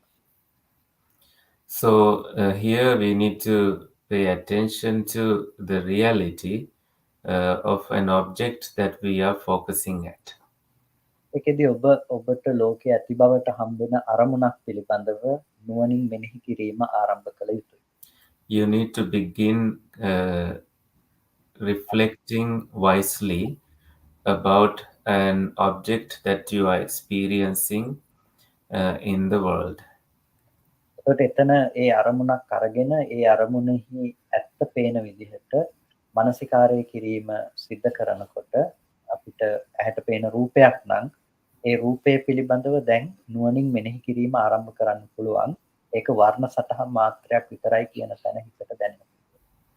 So when you start reflecting this way, for example, seeing a form, you experience how it is created, and your knowledge about it increases, and you will start seeing right here, right now, about its true nature. ඒකට අපිට එක රූපයක මේ විදිහට ඇත්ත දකින්නකොට ඒ කියන්නේ ඇහැට පෙනෙන දේ රූප මාත්‍රයක් විතරයි කියලා දැන්. දරුවා කියන තැනක අපිට පේන්නේ නැතිනම් ගෙදර කියන තැනක ඇහැට පේන්නේ අපිට වර්ණ රූප සටහනක් විතරයි කියන තැන අපිට පේනවා නම් ඒක තමයි අපිට පේන හැම රූපයකම ඇත්ත බවට පත් වෙන්නේ. So when you start seeing the Varna Rupa, colored graph of one of these, and then you apply it to everything else that you experience, and then you see that it's only the chart. It's just a colored chart that you are experiencing in terms of every experience you have. ඔබට පුළුවන් නුවණින් ඒ පේන රූපය ගැන මානසිකාරය කරන්න. So you can contemplate on it wisely. මොකද ඔබ ඉන්නේ ඒ රූපය තියනවා එකට වටිනකම් නොවටිනකම් තියනවා කියන තැනක තමයි මනස තියෙන්නේ. දැන් ඒක එසේ නොවන බවට ඔබට විවිධ පැති වලින් පෙන්වා දීම ආරම්භ කරන්න සිද්ධ වෙනවා. Your mind is in a place where you accept that there is a form and that you are experiencing it, but now you are feeding the mind with the reality that it doesn't exist and it has not been there. ඒ නිසා ඔබ මොහොතකට කල්පනා කරලා බලන්න. ඔබට දෙයක් පේනකොට ඔබ සතුටටපත් වෙන තැන රූපය නම් ඒක ඇයි අනිත් කෙනෙකුට එසේ නොවන්නේ කියන එක. So now you think when you are seeing something and you feel happy and you think why somebody else may not feel the same way.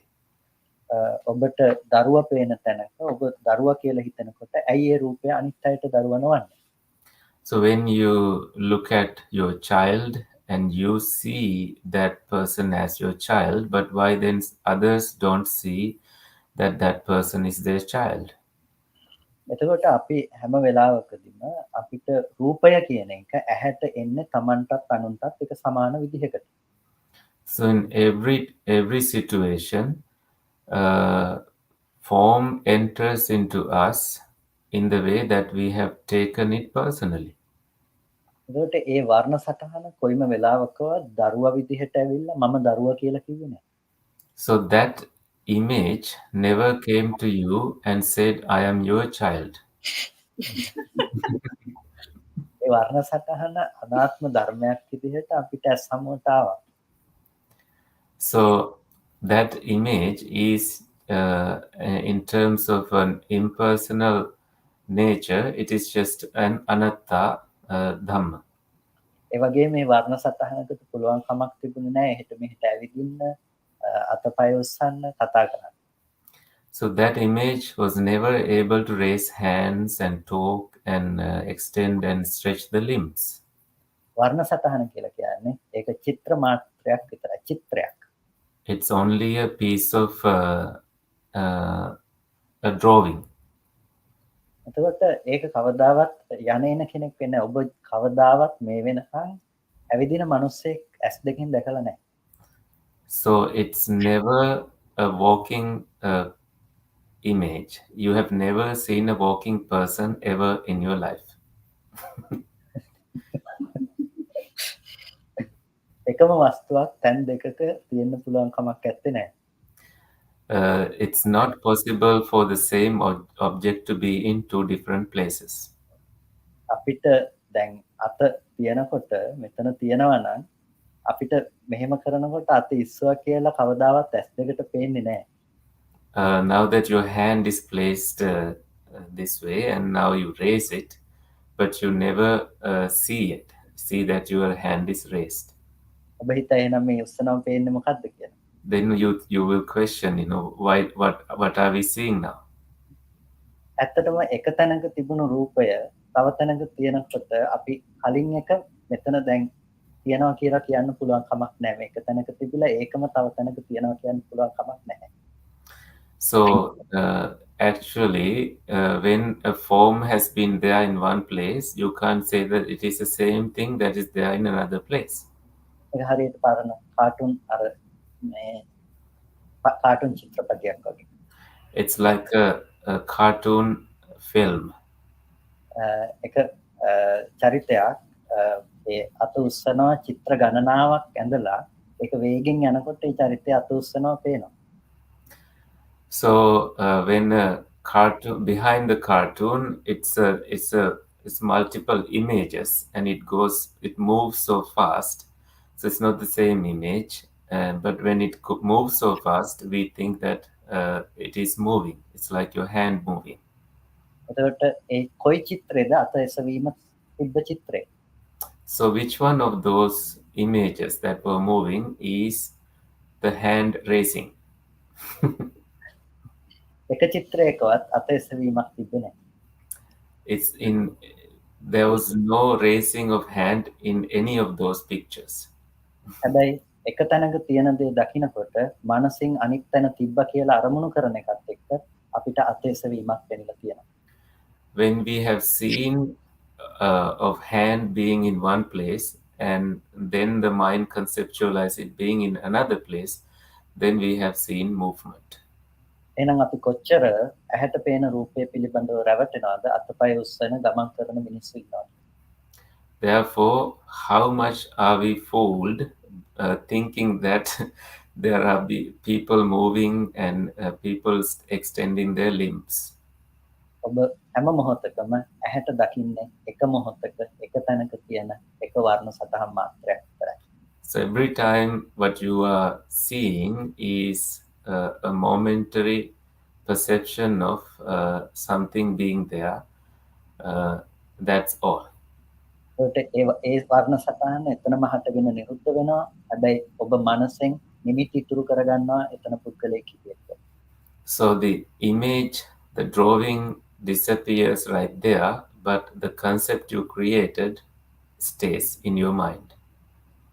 මේ මොහොතේ පහනක් පත්තු වෙනකොට මේ වෙලාවේ දැල් වෙන තෙල් ටිකක් පිරෙත් දැල්ලත් නිසා අපි කියනවා පහන පත්තු වෙනවා කියලා. When a lamp is and the light of a lamp is burning, we think that it is burning because of the wick. එතකොට මේ තප්පරේ පිච්චෙන තෙල් ටික තිරේ දැල්ල නෙමෙයි දෙවෙනි තප්පරේදී පිච්චෙන්නේ. So the part of the wick that is burning and the light, the resultant light, they are not the same thing in the next second. තුන්වෙනි තප්පරේට යනකොට අලුතෙන්ම තෙල් ටිකක් අලුතෙන්ම තිරයක් අලුතෙන්ම දැල්ලක්. When you go to the third second, it's new oil, new wick, and new light, new flame. I'm sorry. හතරවෙනි පස්වෙනි හයවෙනි මේ විදිහට ගත්තාම ඒ තැන ඒ හේතු ටිකක වැයවීමක් තිබුණා තියෙනවා. So when it goes to fourth, fifth, and sixth seconds, it is a disappearance of each and every cause that you saw. අපි කියනවා යම් වෙලාවක පහන නිවුණා කියලා. මට කියන්න කොයි තප්පරේ තිබුණ පහනද නිවුනේ කියලා. At some point we say that the flame is blown off. Then tell me which flame at which second was blown off. අපිට කියන්න පුළුවන් කමක් නැහැ. කොයි තප්පරේ තිබුණ පහනද නිවුනේ කියලා. We can never say it which flame of which second was blown off. හරියට අහනවා නම් අහන්න ඕනේ කොයි තප්පරේ ඉඳලාද පහන පත්තු වෙලාද. So what we need to really ask is which flame of which second that it was burning. එක මොහොතක හේතු නිසා හටගන්නකොට ඒ මොහොතේ පහන තිබිලා හැබැයි ඒ ටික නෙමෙයි ඊළඟට පත් වෙන්නේ එතන අලුත් ටික අපිට කොයි වෙලාවකවත් පහනක පත්තු වීමක් හම්බ වෙන්නේ නැහැ. So when 1 second there is flame and then the next second it changes to another situation, so we have never met with the lamp, oil lamp there. ඒ වගේ පත්තු වෙන පහනක් නැත්තම් නිවෙන්න පහනක් කොහෙත්ම තියෙන්න පුළුවන් කමක් නැහැ. In that way, if there was no burning oil lamp, there is no way that there is an oil lamp of which the flame blows off. ඒ වගේ තමයි අපේ ජීවිතය කියන එකත් ඔයගොල්ලන්ට මනුස්ස පේන රූපය මනුස්සෙක් හැටියට ඇවිදින කරන මනුස්සෙක් හැටියට පේන්නේ නැත්තම් ජීවත් වෙන මනුස්සෙක් පේන්නේ නැත්තම් කොහෙන්ද මැරෙන්න මනුස්සෙක්. In the same way, if you don't see a person who has not been living there, then how will you see a person who's dying? එතකොට මැරෙන්න මනුස්සෙක් හම්බ වෙන්නේ. මැරෙන්න තමන් හෝ තව කෙනෙක් හම්බ වෙනවා. So you don't see yourself who's dying, or you don't see somebody else dying. මොකද මේ වෙලාවේ ඇති වෙන්නේ ස්කන්ධ පහක් රූප වේදනා සංඥා සංඛාර විඥාන. So what is arising now is the 5 aggregates: form, consciousness, feelings, formations, and feeling. Form, feelings, perceptions, formations, and consciousness. පටිච්චසමුප්පාදයේ පැත්තෙන් ගත්තොත් විඥාන නාම රූප සලආයතන පස්ස වේදනා කියන එකිනෙකට ප්‍රත්‍ය වුණ ධර්ම ටිකක්. When you take the causation theory, it is consciousness, mentality, materiality, and contact forms. This is what they connect to each other, and that is all that is there. එතකොට ඊළඟ මොහොත වෙනකොට අලුත්ම ධර්ම ටිකක් ඒ ටික කලින් එක නෙමෙයි. When it goes to the next moment, it's completely new phenomena. It's never the previous phenomena. තුන්වෙනි එකට යනකොට අලුත්ම ටිකක් ඒ අර දෙකම නෙමෙයි. So when you reach to the third phenomena, it's never the previous two, it's completely new. ඔබ දැන් කියනවා මම මැරෙනවා තව අය මැරෙනවා කියලා මට කියන්න මේ කොයි ටිකද මම උනේ කොයි ටිකද අනිත් කෙනා උනේ. Now you say, I die now and somebody else dies. So which one of these was you? මේ ටික ඇතුලේ ඉපදෙන්න මම හෝ මැරෙන්න මම හෝ දෙයක් තිබුණේ නැහැ. Inside of these, there was no I to be born or I to experience death. තිබුණ එකම ටික මේ ධර්ම ටිකක් හටගෙන ඒ ධර්ම ටික නිරුද්ධ වීම විතරයි. What was there was only these phenomena arising and phenomena ceasing. එතකොට ඇහැට පේන අර රූපය කියන එක ඇතුළත අපි මෙන්න මේ විදිහට ඒක ඇතුළත ගිහිල්ලා ඔය ධර්මතා ටිකක් කියන නුවණ ප්‍රකට වෙනකන් අපි අපේ මානසිකාරයේ පැවැත්වීම කළ යුතුයි. So we need to maintain our attention in such a way that we are able to see how these phenomena arising and how the phenomena are passing away. එතකොට අපි එක තැනකින් පටන් ගත්තට මුළු සමස්ත ලෝකෙම යථාර්ථය එකක් වෙන බව අපිට එතකොට තේරුම් ගන්න පුළුවන්. In that way, although we start from one place, we can see that the whole experience of the world everywhere is the same way. එනිසා ඔය ඇත්ත පේන විදිහට අපි ඇහැට පේන රූපයක් පිළිබඳව හෝ ශබ්ද ගන්ධ රස ස්පර්ශ මේ එකක් පැත්තෙන් අපි මානසිකාරය කරගෙන නැවත නැවත මානසිකාරය කරගෙන ගියත් අපිට පුළුවන් ඔය නුවණ උපදව ගන්න අපේ මනසේ. So in that way, either of a form that you see or some other experience, you only focus on one thing, and then you go on thinking of it and reflecting on it, contemplating the dhammas of it. That way you can see the whole experience of the world using that method. අන්නේ නුවණ උපදව ගැනීමෙන් පසු අපිට පුළුවන් මේ උපදවගත්ත නුවණ අපේ ආයතන පරිහරණය කරන හැම මොහොතකටම භාවිත කරන්න. So when that knowledge has been arisen, you can apply that knowledge to every moment that you experience the sense basis. අපි හරියට කණ්ණාඩි දෙක දිහා බලලා අපි කණ්ණාඩි දෙකක් අරගෙන ඇස් දෙකට දා ගන්නවා. So we look at a pair of spectacles, and then we take them and then we put them into our eyes. ඒ දෙක දාගත්තට පස්සේ දාගෙන කණ්ණාඩි දෙක දිහා බලන්නේ නැහැ. කණ්ණාඩි දෙක හරහා ලෝකයේ දිහායි අපි බලන්නේ. So after putting them on, you never look at the spectacles, but you look at the world that you are seeing through these spectacles. අන්න ඒ වගේ දැන් මානසිකාරය එක අරමුණක් දිහා බලලා දරුවා හෝ ගෙදර හෝ එක අරමුණක් දිහා බලලා මානසිකාරය පවත්වන්න අපිට පුළුවන්කම තියෙනවා. So in the same way, with attention, you can look at a child or something, and then you can apply and maintain that attention, manasikara, toward every object that you see. එතකොට මේ මානසිකාරය තුල උපදින නුවණ ජීවිතයේ අනික් හැම ආයතනයකටම පොදුව අපිට භාවිත කරන්න පුළුවන්කම තියෙනවා. So the knowledge that arises because of this manasikara, this attention, you can apply it to every experience, every sense base in the world. එනිසා අපි සාමාන්‍යයෙන් භාවිත කරන සමතය අපි භාවිත කරන සිහිය කියන දේට අමතරව අපි ජීවිතේ අපිට ඇති බවට හම්බෙන අරමුණු පිළිබඳව අපි මෙන්න මේ විදිහට මේ දර්ශනය ඔස්සේ මානසිකාරයේ පැවැත්වීම අනිවාර්යයෙන්ම සිද්ධ කළ යුතුයි.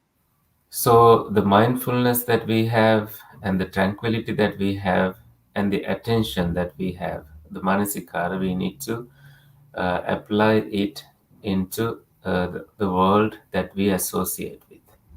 ඔබ මේ කියපු කරුණු ටික එකපාර තේරුනේ නැත්නම් නැවත නැවත හරි අහලා ඔබ මේ ගැන මානසිකාරය කරන්න පටන් ගත්තොත් අඩුම තරමේ දවසකට අරමුණු 5ක 10කවත් ඔබට සතියක් දෙකක් යනකොට වෙනසක් තේරුම් ගන්න පුළුවන්. If you at least see 5 things this way, and in several days you will be able to reach the truth to some level. There's no other way of seeing this. ඔබ වෙනද තරහ යන කෙනෙක් නම් ඔබට දැන් තරහ යනකොටම මතක් වෙනකොට මම තරහ ගන්න තව කෙනෙක් ගැන නෙමෙයි මගේම හිත ගැන කියලා අර තරහ පවත්ව ගන්න බැරි.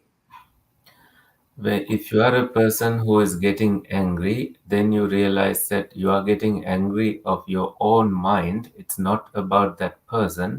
Then you can stop that anger.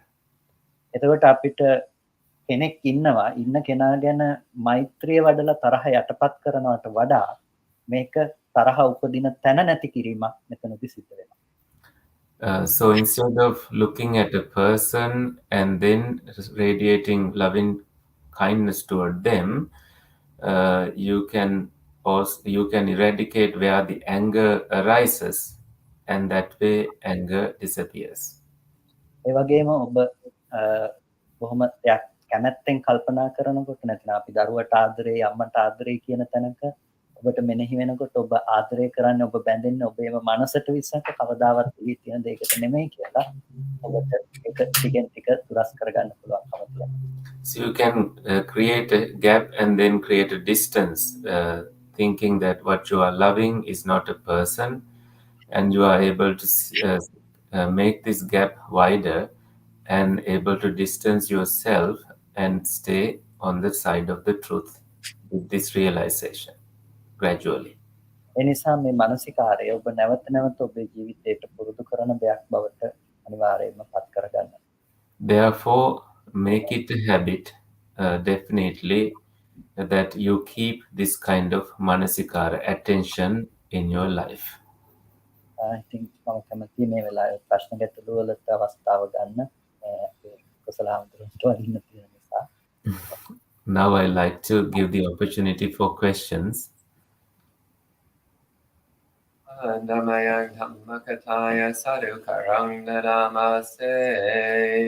Sadhu, sadhu, sadhu, anumodami. Thank you, Bhante Kumarakassapa, for this beautiful Dhamma talk. And thank you, Bhante Kusala, as usual, for making it accessible to all of us. And at this point, if there are any questions, you can ask them to Bhante. Well, since people are still gathering their thoughts, I'll go with my question. And I would like to ask Bhante if he could explain essentially, or if he could advise how to practice in the way that he has described without falling into the wrong view that the Buddha talks about as going into there is no mother nor father, there is no this world and the next world. So essentially falling also into the basically in the non-existence. සායනහන්ස දැන් මේ විදියට පුහුණු වෙද්දී බුදුරජාන් වහන්සේ දේශනා කළ තියෙනවානේ අම්ම කෙනෙක් නෑ කියන මිත්‍යා දෘෂ්ටියට තාත්තා කෙනෙක් නෑ කියන මිත්‍යා දෘෂ්ටියට වැටෙන්නේ නැතුව කොහොමද මේ පුහුණුව පවත්වා ගන්නෙ කියලා අහනවා. ඔව් ඒක ඉතාම වැදගත් දෙයක්. පළවෙනි දේ තමයි ලෝකෝත්තර සම්මාදිට්ඨිය පිළිබඳව අපි කතා කරන්නේ ලෞකික සම්මාදිට්ඨිය මත පිහිටි කෙනෙකුට. So It's a very important question, important thing to remember. The first thing is that we talk about the supramundane right view to someone who is already established in the mundane right view. එතකොට අපිට මේ දර්ශනයෙන් තුල අපි කතා කරන්නේ අම්මා තාත්තා හෝ කෙනෙක් නැහැ කියන තැනකට පත් කර ගැනීම පිණිස නෙමෙයි. මොකද අපිට ප්‍රශ්නේ තියෙන්නේ දැන ගැනීම නොවන නිසා. So what we are talking about is not to නැවත කියන්න සවින්හස අපිට අම්මා තාත්තා නැහැ කියන තැනකට මනස ගැනීම සඳහා නෙමෙයි අපි මේ දර්ශනය භාවිත කරන්නේ. අපිට ප්‍රශ්නේ තියෙන තැන වෙන්නේ දැන ගැනීම නෙමෙයි. So it's not about knowing or making it look like you don't have a mother or a father. It's not the question. එතකොට අපි රූපයක් දැක්කහම ඒ රූපය පිළිබඳව අම්මා තාත්තා ආදී ලෙස දැනගැනීමෙහි කිසිම ප්‍රශ්නයක් ඇත්තේ නැහැ. So in knowing that after seeing a form, in knowing that there is a mother, there is a father, there is no problem with it. ප්‍රශ්නේ තියෙන්නේ අපි දැනගන්න දේ දකින දේ කියලා හිතන මෝඩකම. So the problem is our foolishness that what we see is what we know is what we see. එතකොට දැනගන්න දේ දකින දේ එකතු කරන අවිද්‍යාවේ ස්වභාවය මිසක මෙතනින් නැති වෙන්නේ අපි දකින දේ පිළිබඳව දැනගැනීම නෙමෙයි නැති වෙන්නේ. So it's not the knowing that disappears.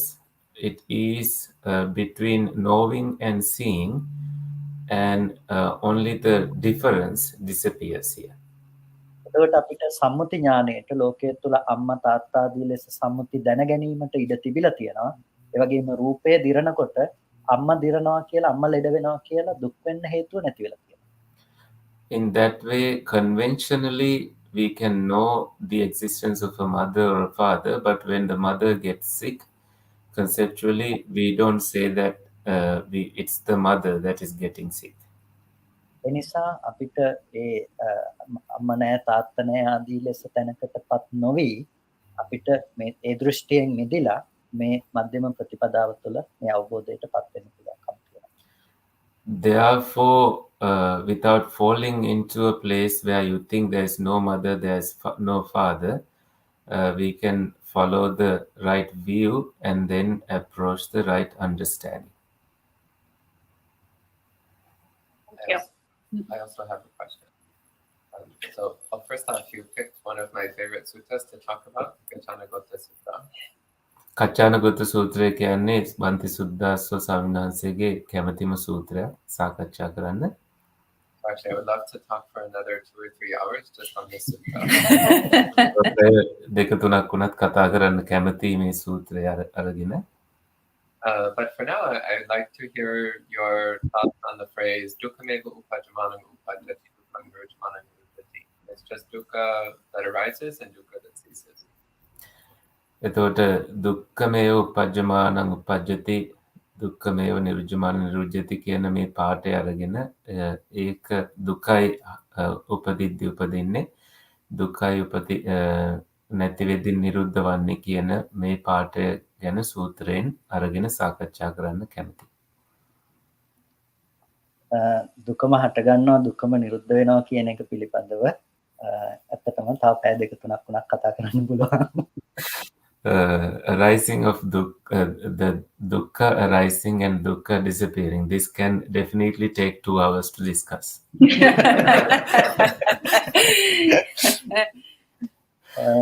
දුකම හට ගන්නවා දුකම නිරුද්ධ වෙනවා ආත්මයක කෙනෙකුගේ පැවැත්මක් නෙමෙයි කියලා බුදුරජාණන් වහන්සේ දේශනා කරන්නේ.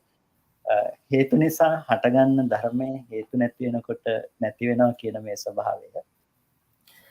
So when the Buddha talks about it is dukkha arising and it is the dukkha disappearing and connecting it with the self, it is where Buddha talks about නැවත කියන science මොකක ස්වභාවයද?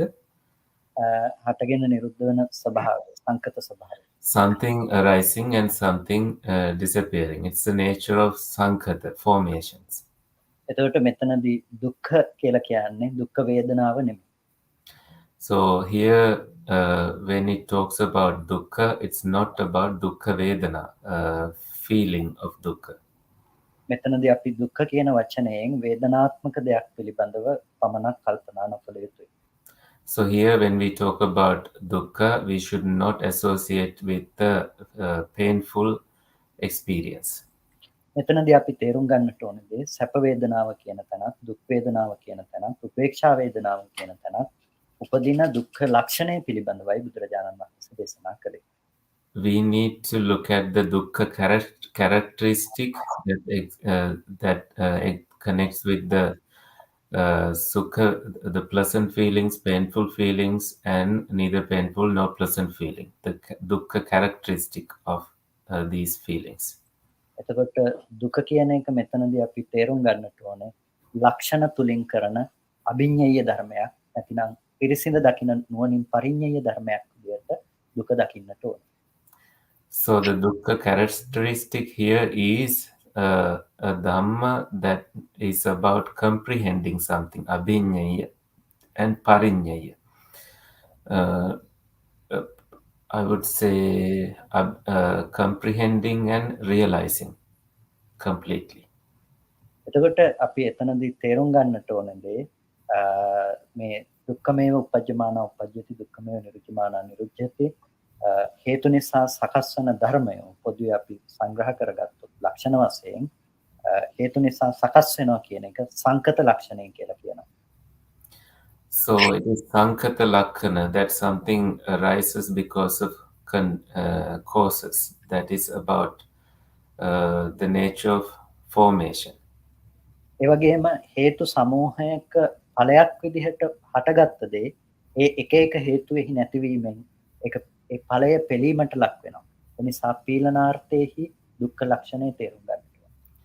When causes disappear one after the other, it falls into Pilanartha, about disappearance of causes. ඒ කියන්නේ අපි උදාහරණයක් කිව්වොත්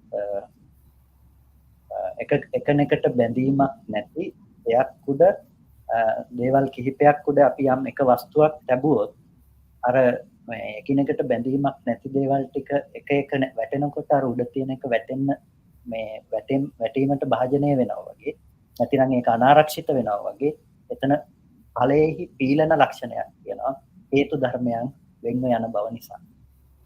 For example, when something is placed on some other things that are connected to each other and the things below start to fall apart, and what is placed above also has to fall and disappear. So it has that characteristic there. ඒ වගේම හටගත්ත මොහොතේ පටන් ඒක ක්‍රමක්‍රමයෙන් නැතිවීම ස්වභාව කරගෙන නැති වෙන තැන දක්වා යනවා. අපි ඒකට කියනවා විපරිණාමයේ දුක්ඛ ලක්ෂණය කියලා. From the moment it has arisen, it goes toward ceasing. So there you say it is a characteristic of transientness, viparinama. ඒ වගේම හටගත්ත ධර්මය ඇසීමට යනවා, වැයවීම දක්වා යනවා. ඒ ගතියට අපි කියනවා සංතාප දුක්ඛ ලක්ෂණය කියලා. So the Dhamma that has been arisen also goes to Pasima, the sign? Pasima. That is about reaching to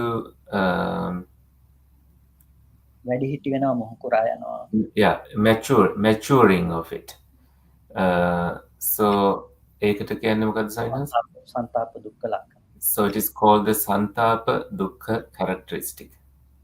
එතකොට මේ ලක්ෂණ ටික සැප දුක් උපේක්ෂා කියන මේ හැම වේදනාවකටම පොදු වන ලක්ෂණ ටික.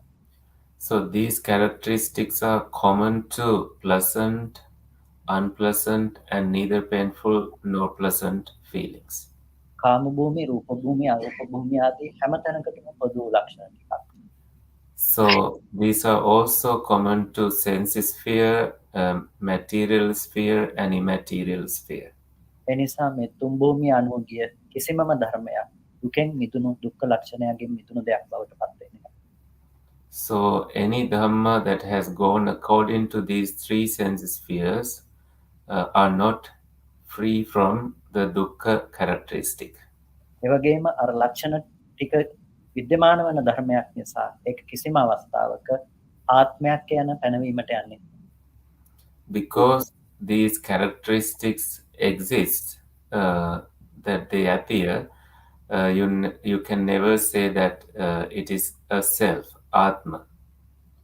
ඒ ගැන කෙටියෙන්ම කිව්වොත් ඔය විදිහට තමයි කියන්නේ. So that's how you can explain it if we were to explain it briefly.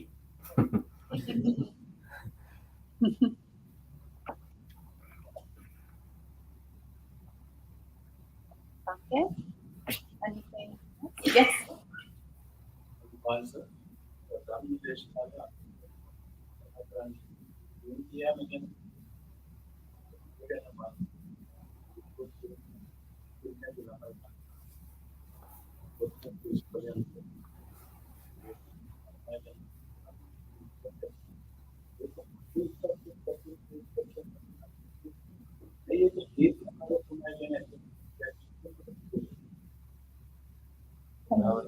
Yes. Science ප්‍රශ්නෙත් කියලාම පටන් ගත්තා නම් හොඳයි. මට ඇහුනේ නැහැ. Yeah. Yes. As I understood that, anger is something the rising against your mind of the person was the reason, whatever you did that different. I am properly understanding that I was explaining you the current situation. Children are going to get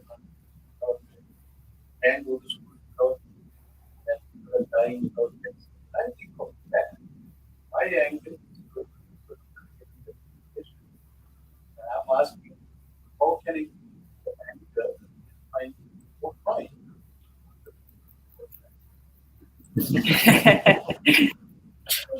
ස්වාමීන් වහන්සේ වුණාද? මට ඇහුන්නේ නැහැ මොනවද? I did not hear the question.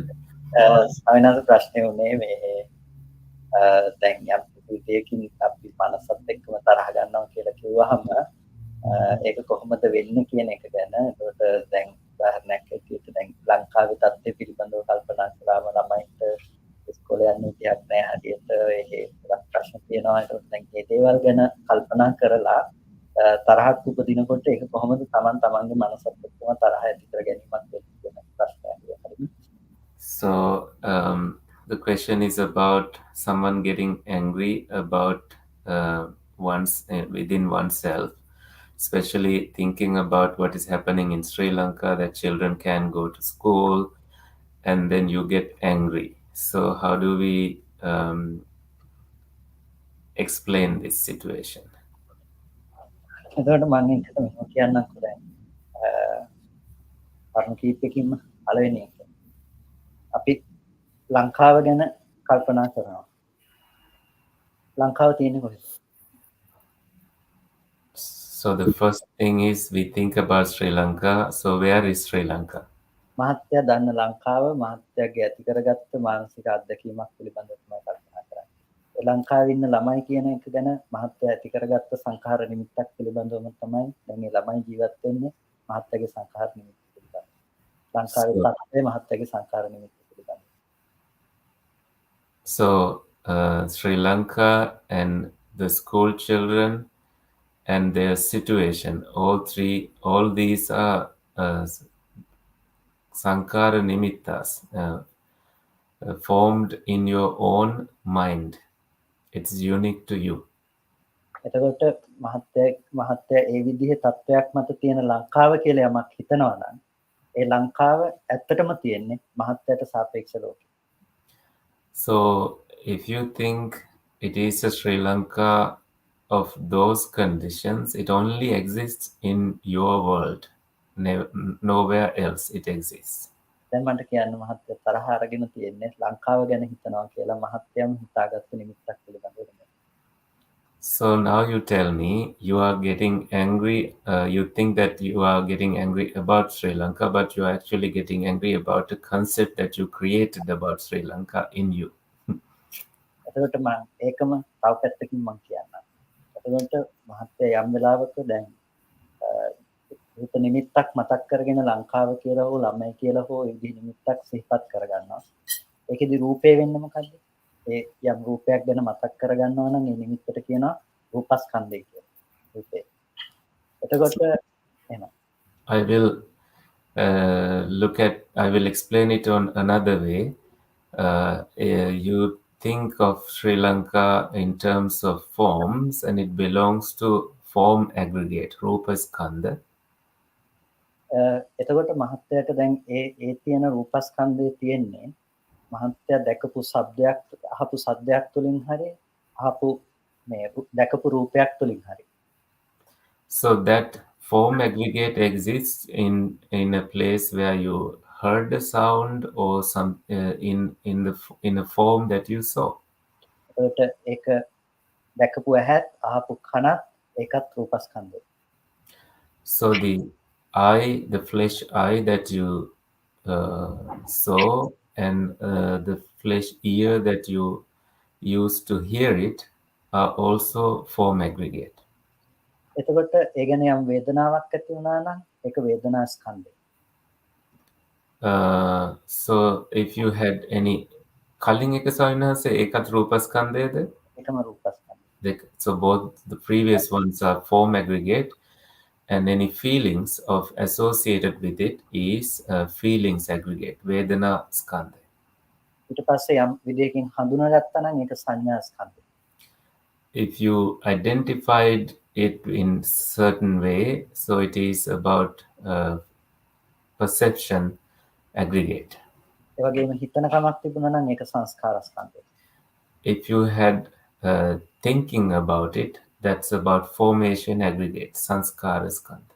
දැනගන්න බවක් තිබ්බා නම් ඒක විඥාන ස්කන්ධය. If you had knowing about it, that's vijnana skandha, consciousness aggregate. එතකොට ස්කන්ධ පහක පැවැත්ම. So it's a continuation of 5 aggregates. ඔය ස්කන්ධ පහෙන් ලංකාව උනේ කොයි ස්කන්ධය? So from all these 5 aggregates, which one was Sri Lanka? ඔය ස්කන්ධ පහෙන් තමන් උනේ කොයි ස්කන්ධය? From these 5 aggregates, which one was you? ඔය ස්කන්ධ පහ එක කාසියක් නම් ඔය කාසිය එක පැත්තක් දිහා බලනකොට අපිට පේනවා ලංකාව වගේ.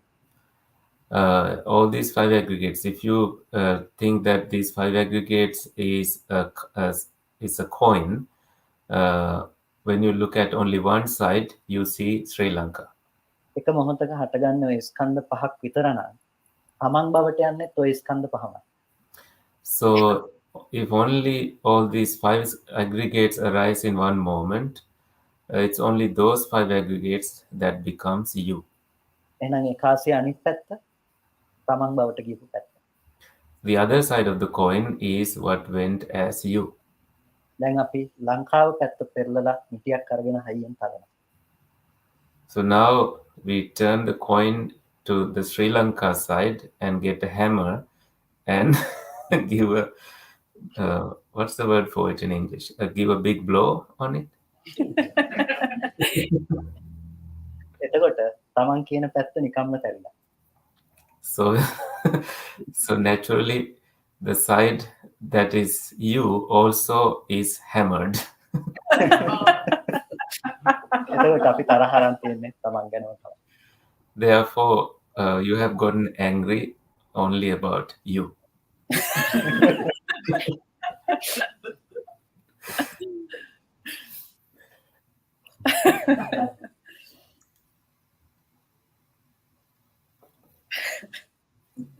Thank you.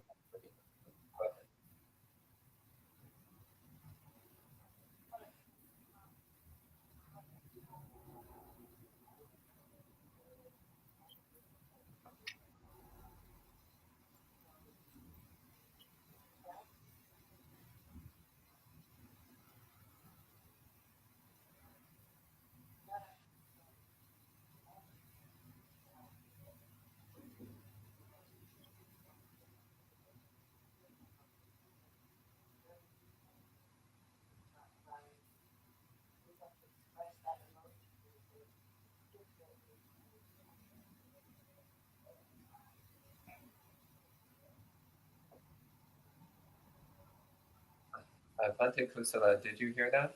No. No. So one of the people here was saying that in anger management training, they say that anger is a secondary emotion. So often it starts with feeling something like sadness or frustration, like about the situation in Sri Lanka, for example. And then because of some difficulty in relating with that emotion or feeling it or expressing that emotion, then we go into anger. තරහව කියලා කියන්නේ ද්විතීයක හැඟීමක් විදියටයි එතන පැහැදිලි කරන්නේ ලංකාවේ සත්වය කියන එක ගත්තාම ඉස්සෙල්ලා අපිට දුකක් හරි මොකක් හරි ඉස්සෙල්ලා ඇති වෙන්නේ ඊට පස්සේ තමයි තරහව ඇති වෙන්නේ කියලා කියනවා. අපි ධර්මයේ තුල කතා කරන්නේ ඒ දෙයම තමයි. හැබැයි අපි කතා කරනකොට දුක කියලා කියන්නේ තරහෙම තව එක පැත්තක්. So we talk about the same thing in Dhamma, but when we say it is dukkha, we are looking at one side of anger. ඒකට කියන අපි පටිඝය කියලා. We call it patiga, aversion. පටිඝ නිමිත්තම් වික්‍රේ අයෝනිසෝ මනසිකාරවතු අනුපන්නාචේව ව්‍යාපාදෝ උපජ්ජති උපන්නාචේව ව්‍යාපාදෝ බිහියෝ භවයි වේකුල්ලාය සංවත්තති කියනවා. කියන්නේ පටිඝ නිමිත්ත නුනුවණින් මෙනෙහි කරනකොට ඒක ගැනම තව තව සිතුවිලි උපදවනකොට ඒක ව්‍යාපාදයේ දක්වා දැඩි තරහව දක්වා ඒක වර්ධනය වෙනවා. ඒක නූපන්නා වූ ව්‍යාපාදී ඉපදීමටත් උපන් ව්යාපාදයේ වැඩි වීමටත් හේතු වෙනවා. ඒ ගැන නුනුවණින් මෙනෙහි කරනවා.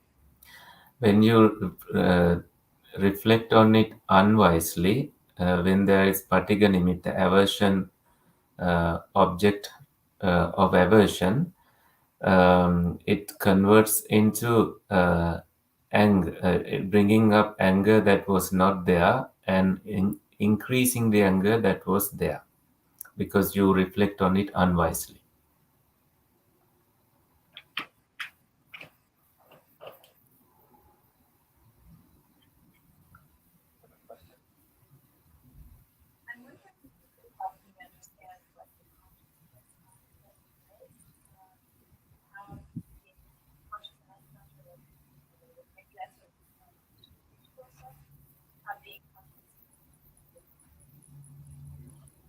So this person is asking, what is the consciousness aggregate and what's the difference between being conscious and being mindful? විඥාන ස්කන්ධය කියන්නේ මොකක්ද කියලා අහනවා. එතකොට සවිඥානික වීමත් සිහියෙන් සිටීමත් අතර වෙනස මොකක්ද කියලා අහනවා. විඥාන ස්කන්ධය කියලා කියන්නේ දෙක්ම දැනගන්න ස්වභාවය. So consciousness aggregate is merely about knowing. විඥානාති විඥානාතිකෝ අවසෝ විඥානං තස්මා විඥානං උච්චති කියනවා. දැනගන්නවා ඒ දැනගන්න ස්වභාවය නිසා තමයි ඒකට විඥානය කියලා කියන්නේ. So the nature of knowing is called viññāna. Vijjanati vijjanatiko bhikkave viññāna. So that's a Pali quote. එතකොට අපි නිල් කහ රතු ආදී ලෙස දේවල් දැනගන්නවා. ඊට පස්සේ අපි යමක්ද අරමුණු කරන්නේ ඒක සැප දුක් උපේක්ෂා වශයෙන් දැනගන්නවා. ඊට පස්සේ අපි ලෝකේ පනවගත්ත දේවල් අම්මා තාත්තා දුව පුතා මේ ආදී වශයෙන් දැනගන්නවා. උදෙක්ම විඥානය කියන්නේ ඒ හැම දෙයක්ම දැනගන්න ලක්ෂණයට. So we perceive things as blue, we see things as yellow colored, red colored, mother, father. So we just merely knowing is called viññāna. එතකොට මේ තමයි විඥානයේ ස්වභාවය. හැබැයි සවිඥානික බව කියලා කියනකොට මේ විඥානය මේ රූපය අසුරු කරගෙන පවතින ලක්ෂණය. So that's the nature of knowing, but the nature of being conscious is how we are conscious, how the form associates the mind. එතකොට රූපය අසුරු කරගෙන මනස පවතින නිසා තමයි ඇස කන නාසය දිව ශරීරය කියන මේ ඉන්ද්‍රියන්ට ගැටෙන අරමුණු වලට මනස යොමු වීම සිද්ධ වෙනවා. Because the form, the body associates mind, it goes into different things that you experience, such as through the eye, ear, nose, tongue, body, etc. එතකොට අපි සිහිය පිළිබඳව කතා කළොත් එතනදී අපි ධර්මයේ තුල කතා කරන්නේ සිහිය කියන උදු එක වෙන් කරගත්ත ඒකකයක් පිළිබඳව නෙමෙයි සිහිය සහ නුවණ කියන කරුණු දෙකක් පිළිබඳව. So in Dhamma, when we talk about mindfulness, we are talking about being mindful and being knowledgeable about something. එතකොට එතනදී සිහියේ ලක්ෂණය පිළිබඳව බුදුරජාණන් වහන්සේ අපට දේශනා කරනවා චිර කතම්පි චිර භාසිතම්පි සරිතා අනුස්සරිතා බොහෝ කල් කොට කිව්වා වූ කළා වූ දේවල් පිළිබඳව අපිට සිහි කරන්නට පුළුවන් ගතිය තියෙන්නේ සිහිය නිසා. It's because of mindfulness that you remember things that you spoken long time back and so long time back. So there was also a Pali quote mentioned, Chirakatampi Chirabhasitampi. What you did long time back, what you spoke long time back, you can remember because of mindfulness. ඒ සිහිය නැති දෙයක් අපිට මතක් කරන්න පුළුවන් කමක් නැහැ. If you are not mindful there, you can never recall about it. එතකොට අපිට එතනදී මේ සිහිය කියලා අපි දියුණු කළ යුතු දේ පිළිබඳව කතා කරන්නේ අන්න ඒ ගතිය නෙමෙයි. පමණක් නෙමෙයි. So when we talk about something to be developed as mindfulness, it's not about that quality that we are talking about. අපි දියුණු කළ යුතු දේ වෙන්නේ සති සහ සම්පජඤ්ඤ කියන මේ කරුණු දෙකම එකතු කරලා. What we need to develop is mindfulness and clear comprehension together. ඒ නිසා තමයි සති සම්බොජ්ජංගේ වැඩිම පිළිබඳව දේශනා කරනකොට බුදුරජාණන් වහන්සේ සති සම්බොජ්ජංගේ වඩන්නට සති සම්පජඤ්ඤ කියන කරුණු දෙකම අවශ්‍යයි කියලා දේශනා කළා. So when the Buddha talked about developing sati sambojjhanga, a mindfulness awakening factor, the Buddha highlighted that mindfulness and clear comprehension, sati sampajanya, have to be practiced together. එතකොට අපිට එතන තියෙන සිහියෙන් අර හැම පැත්තකටම තියෙන දැන ගැනීම කියන දේ කොටස් දෙකකට වෙන් කරලා අපිට තේරුම් ගන්න පුළුවන්කම තියෙනවා. So using that mindfulness, we can divide knowing every aspect into two ways. පළවෙනි එක තමයි අපි අර කතා කරපු විදිහට ලෝකේ පවතින යථාර්ථය පිළිබඳව දැනගන්න දේ පිළිබඳව දැනගැනීම. So the first one is knowing how the world, the reality of the world exists. දෙවෙනි එක තමයි අපි මනසින්ම දෙයක් අරමුණු කරලා මනසින් අරමුණු කරලා දැනගන්න දේ පිළිබඳව දැනගැනීම. The second one is cognizing something through the mind and knowing about it. එතකොට සිහියේ පැවැත්ම තුළ අපිට විඥානයේ අත්දැකීම කොටස් දෙකකින් මේ විදිහට වෙන් කරලා තේරුම් ගන්න පුළුවන්කම ලැබිලා තියෙනවා. So with the existence of the mindfulness, you can understand these two aspects of the consciousness. එතකොට එකක් යථාර්ථ වශයෙන් පවතින දේ වෙනකොට අනිත් එක අපිට යථාර්ථ වශයෙන් නොපවතින හදාගත්ත දෙයක් හැටියට තේරුම් ගන්න පුළුවන්කම ලැබිලා. One is about the actual reality and what is there, and one is about the conceptual world that does not exist, that has been created. ඒක තමයි සිහියේ ලක්ෂණය සහ විඥානයේ ස්වභාවය. So that is the characteristic of the mindfulness and the nature of consciousness. එතකොට සිහියෙන් ඇති කරන විඥානයක් තියෙනවා නම් සිහිය මූලික වුණ තැනක පවතින විඥානය පිරිසුදුව අනිත් ඒ ධර්මයන්ගේ පවතින ස්වභාවය දැන ගැනීමට ගිහිනවා. So if there is any consciousness that is caused by mindfulness, it is directed at knowing the nature of the phenomena that is surrounding that experience. ඒ විඥානයත් එක්ක විඥානයේ යෙදෙන තැන සිහිය තමන්ගේ වැඩ කොටස කළේ නැත්නම් සිහිය සහ නුවණ එතන සම්පූර්ණම අවිද්‍යාව මත ගොඩනගන දෙයක් දැනගන්න වෙලා. If you did not bring up mindfulness there, it is based on ignorance only. ඒ නිසා අපි සිහිය හැම වෙලාවකදීම පුරුදු කළ යුතු දෙයක්. ඒක තමයි යථාර්ථය දැනගන්නවා කියන තැනට උපකාරවන්නේ. So therefore we need to continuously develop mindfulness, and that aids you to seeing the reality.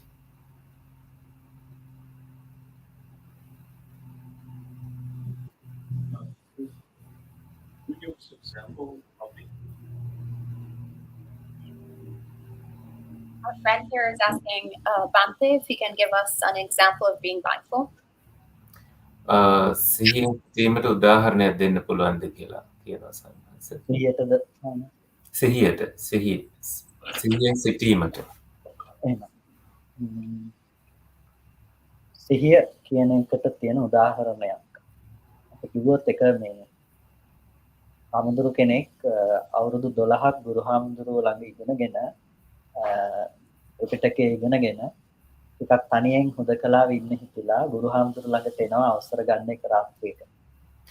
So one monk stays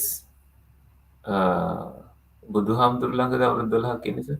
වෙන හාමුදුරුවෝ. So එන්නේ බුදුහාමුදුරු ළඟටනේ? නෑ ලංකාවේ වෙච්ච කතාවක්. ලොකු හාමුදුරු කෙනෙක් ඉන්නවා. ගුරුහාමුදුරුවන්ගේ ශිෂ්‍යයා අවුරුදු 12ක් ඉගෙනගෙන හුදකලාව යන්න හිතලා ගුරුවරයා අතහැරලා යන්න හිතලා එනවා ගුරුහාමුදුරුවෝ ළඟට අවසර ගැනීම සඳහා. So this monk trains with his teacher for 12 years, and now he desires to practice in seclusion, and he goes to his teacher to ask for permission. එතකොට මේ ගුරුවරයා හොඳයි කියලා ඒකට අවසර දීලා අපහු යන්න යනකොට අහනවා ඔබ ඇතුළට එනකොට කුඩේ තිබ්බ සෙරෙප්පු දෙකට වම් පතින් දකුණු පතින්. So at that point, the teacher gives him permission, and as the student was ready to leave, he asked, did you put your umbrella on the left side of your slippers or on the right side of your slippers? ශිෂ්‍යයා කියනවා මට ඒක මතක නැහැ කියලා. And then the student says, I don't remember it. ඊට පස්සේ කියනවා තව අවුරුදු 12ක් වෙනන් ඉගෙන ගන්න. And then the teacher says, okay, you have to stay 12 more years. එතකොට සිහිය ගැන කතා කළොත් සිහිය කියලා කියන්නේ අපි කරන කියන හැම දෙයක් පිළිබඳවම අපිට මතක තබා ගන්න සිහි කරන්න පුළුවන් ගැටියට තමයි සිහිය කියලා කියන්නේ. So then mindfulness is something that is about knowing everything that you do mindfully, so you don't skip anything. එතකොට ඒ සිහිය විතරක් වැදගත් වෙන්නේ නැහැ. එතන නුවණ ප්‍රඥාව යෙදුන්නේ නැති වෙනවා. So that mindfulness alone is not helpful unless there is wisdom and clear comprehension there. ඒ නිසා අපිට යනවා එනවා මේ අපි කරනවා කියන තැනදී නිතරම තියෙන පුද්ගලයෙක් කියන සංඥාව. මම යනවා මම කරනවා මම මේ බලනවා මේ දෙක තමයි. Therefore, in our experience as someone going, someone walking, there's always a person there. එතකොට දැන් අපි යම් වෙලාවක නුවණ පවත්වන්න උත්සාහවත් වෙනවා නම් සිහියත් එක්ක මේ පුද්ගලයෙක් යනව නෙමෙයි. අපි ඇවිදිනකොට අපි මේ පුද්ගලයෙක් යනව නෙමෙයි කියලා මේ නාම රූප ධර්මයන්ගේ ක්‍රියාකාරීත්වය පිළිබඳව සිහිය පවත්වන්න උත්සාහවත් වෙනවා නම් ඒක තමයි නිවැරදිව පවත්වන සිහිය. So the right mindfulness, the mindfulness that is right and that should be maintained is that it is the mentality and materiality. Nama Rupa that is moving. It's not a person moving. So you apply the Dhamma knowledge in that kind of mindfulness practice. එතකොට ඒක තමයි අපි උදෙක්ම සිහිය සහ නුවණ පුරුදු කරනවා කියන එක අදහස් කරන්නේ. So that is what is meant by practicing mindfulness and comprehension, knowledge about it.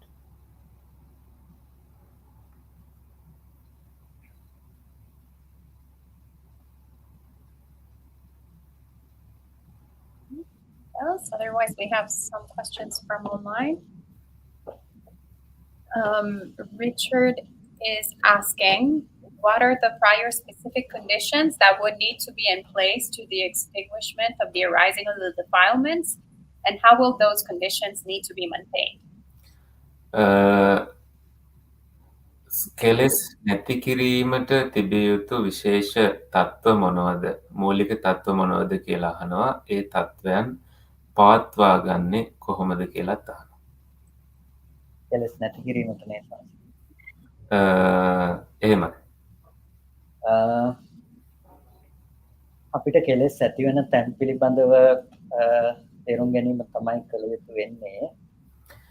What we need to do is to understand where the defilements arise.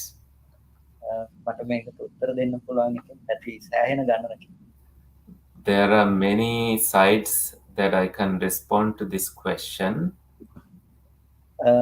මම සරලව කියන්නම් යෝනිසෝ මනසිකාරය පවත්වන්න. එතනින් පටන් ගත්තාම හරි කියලා. So I will simply say practice yoniso manasikara, wise attention. That will be my response. එතකොට නූපන් අකුසල් නූපදින විදිහට, උපන් අකුසල් දුරු වෙන විදිහට, නූපන් කුසල් උපදින විදිහට, උපන් කුසල් දියුණු වෙන විදිහට නිරන්තරයෙන් පවත්වන මානසිකාරයක් පවත්වන්නට උත්සාහවත් වෙන්න.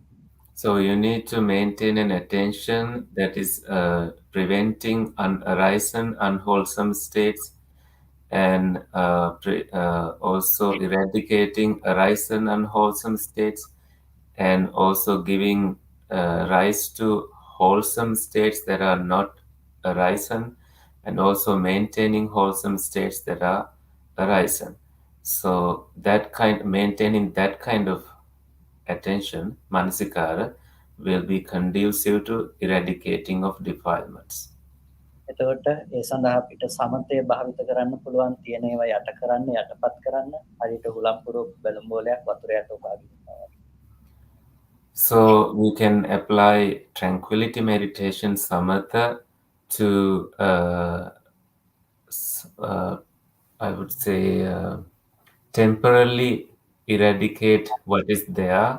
It's like a balloon in water. ඊට පස්සේ අපිට පුළුවන් විපස්සනාව පැත්තෙන් පුරුදු කරන්න. ඒක කෙලෙස් නූපදින තත්ත්වයට අපේ මනස පත් කර ගැනීම සඳහා අපි ඔය මේ දැන් කතා කළ විදිහට දර්ශනයේ පැත්තෙන් අපිට විපස්සනා නුවණ දියුණු කරන්න පුළුවන්. So then we can cultivate the insight knowledge, just like we discussed earlier, to cultivate insight in such a way that defilements do not arise. එතකොට අපිට සමතේ උපකාර වෙනවා විපස්සනාවට. විපස්සනාව තුළ කෙලෙස් සිඳීම සිද්ධ වෙනවා. මේ විදිහට කෙලෙස් නූපදින තත්ත්වයට පත් කරන්න පුළුවන්කම. So the tranquility samatha helps for insight vipassana, and in vipassana you can eradicate defilements, extinguish the arising of the defilements. ඒ නිසා බුදුරජාණන් වහන්සේ මුළු සූත්‍ර පිටකයේ පුරාවටම විවිධ පරයයන්ගෙන් කෙලෙස් නැති කරන ආකාරය අපිට දේශනා කරලා තියෙනවා. හැම පරයයක්ම කියන්න පුළුවන්. So we can take the whole Tipitaka, the three canons, three baskets, the Buddhist canon, and there you find numerous methods taught by the Buddha, and we can say all of them as ways to extinguish the arising of the defilements. Thank you, Bhante. And we have Aya Brahmavara who is watching, and Aya Brahmavara Bhikkhuni has a question. Please, can Bhante speak about the illusion of self and how to overcome this powerful and compelling distortion of reality? Deep gratitude for this samadhi. මේ ධර්ම දේශනාවට බොහෝම කෘතවේදීව අය බ්‍රහ්මවර භික්ෂුණීන් වහන්සේ ප්‍රශ්නයක් අහනවා. ආත්ම මායාව, ආත්ම කියන මායාව, මෝහය ගැනත්, එතකොට මේ බලවත්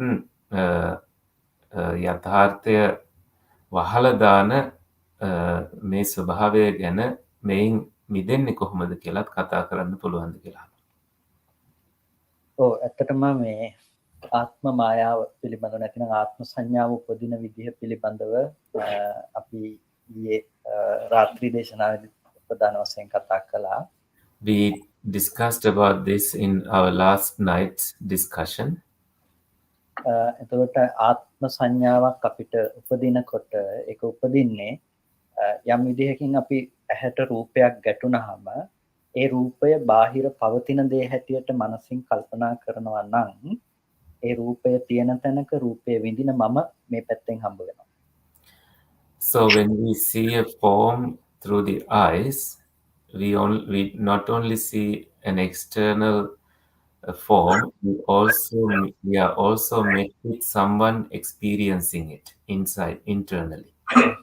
එතකොට අපිට ඊළඟට ශබ්දයක් ඇහෙනකොට ඒ ශබ්දය බාහිර තියෙන දේ හැටියට අපිට හම්බ වෙනකොට ශබ්දය අහන කෙනාව මේ පැත්තේ අපිට හම්බ වෙනවා.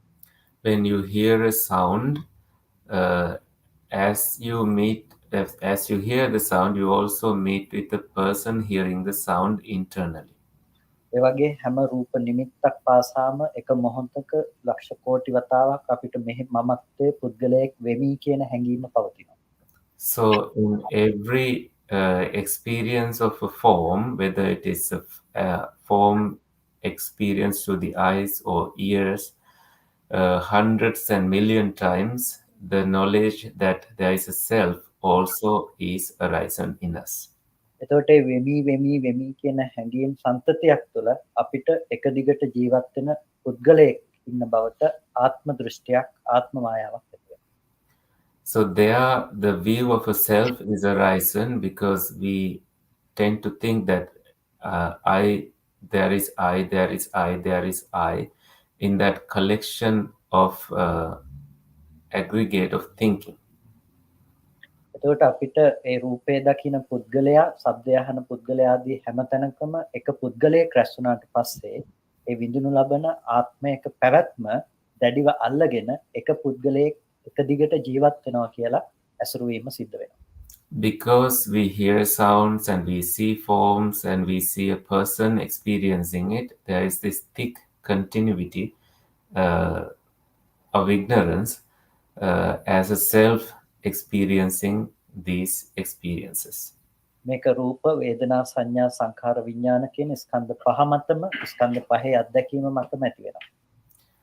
This arises in terms of forms, feelings, perceptions, formations, and consciousness in all these 5 aggregates. එතකොට ඒක අපි දැඩිව පරාමර්ශණය කරගෙන කියන්නේ දැඩිව අල්ලගෙන ඉන්නකොට ඒක තමයි අපි ආත්ම දිට්ඨිය කියලා කියන්නේ. So clinging to this as a self is called the view of a self. ඒක අපි සක්කාය දිට්ඨිය කියලා අනිත් පැත්තෙන් හඳුන්වනවා. On the other hand, we call this the Sakkaya Ditti, self view. එතකොට මෙන්න මේ ආකාරයකින් පවතින දේ අපි නාම රූප පරිච්ඡේද වශයෙන් හෝ ස්කන්ධයන්ගේ උදේවැය දැකීම විදිහට හෝ දකිනකොට අපිට එක දිගට පුද්ගලයෙක් ඉන්නවා කියන එක දුරු වීම පටන් ගන්නවා. So when we start seeing this nature in terms of mentality and materiality, or Nama Rupa Anitya what's another? ස්කන්ධයන්ගේ උදේවැය. Arising and cessation of disappearance of aggregates, slowly the self view start to disappear. එතකොට අපිට සෝවාන් මාර්ගයෙන් ඒ දිට්ඨි මට්ටම ප්‍රහාණය වෙනවා. අරිහත් මාර්ගයෙන් අස්මිමාන මට්ටම වෙමි කියන හැඟීම ප්‍රහාණය වෙනවා. So through the path of stream winning, the view disappears, and through attainment of arahanthood, there is I concept, there is me doing concept also vanishes. Asmivana, the conceit disappears. එනිසා ස්කන්ධයන්ගේ නොදන්නාකම තමයි ආත්මයක් ගොඩනැගීමට හේතුව. ස්කන්ධයන්ගේ උදේවැය දැකීම තුළ ඒක අපිට දුරු කරගන්න පුළුවන්කම තියෙනවා. ඒකට ක්‍රමවේදය තමයි ස්කන්ධයන්ගේ හට ගැනීම සහ වැයවීම දැකීම. So not knowing about the aggregates is why we have a view of a self, and seeing the arising and cessation of these aggregates is how we get rid of the self view.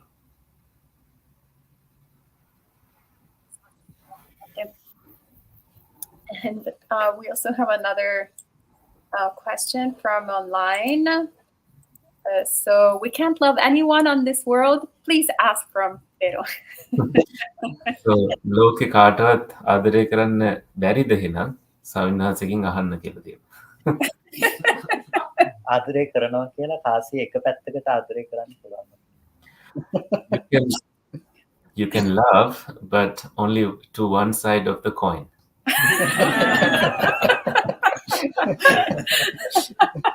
හැබැයි ඔබ කොච්චර ආදරය කරනවා කිව්වත් ඔබ ආදරය කරන්නේ ඔබේ මානසික විශ්සක තව කෙනෙකුට නෙමෙයි. No matter how many times you say you love someone, you only love one side of it. ඒක සංකල්පමය වශයෙන් හැමදාම ඔබේ සංකල්පනාවට ආදරය කරලා තියෙනවා. සංකල්පය වෙනස් වුණොත් සංකල්පනාව ඔබේ ආදරය වෙනස් වෙනවා. So you have loved your conceptual experience, and when the conceptual experience changes, your love changes.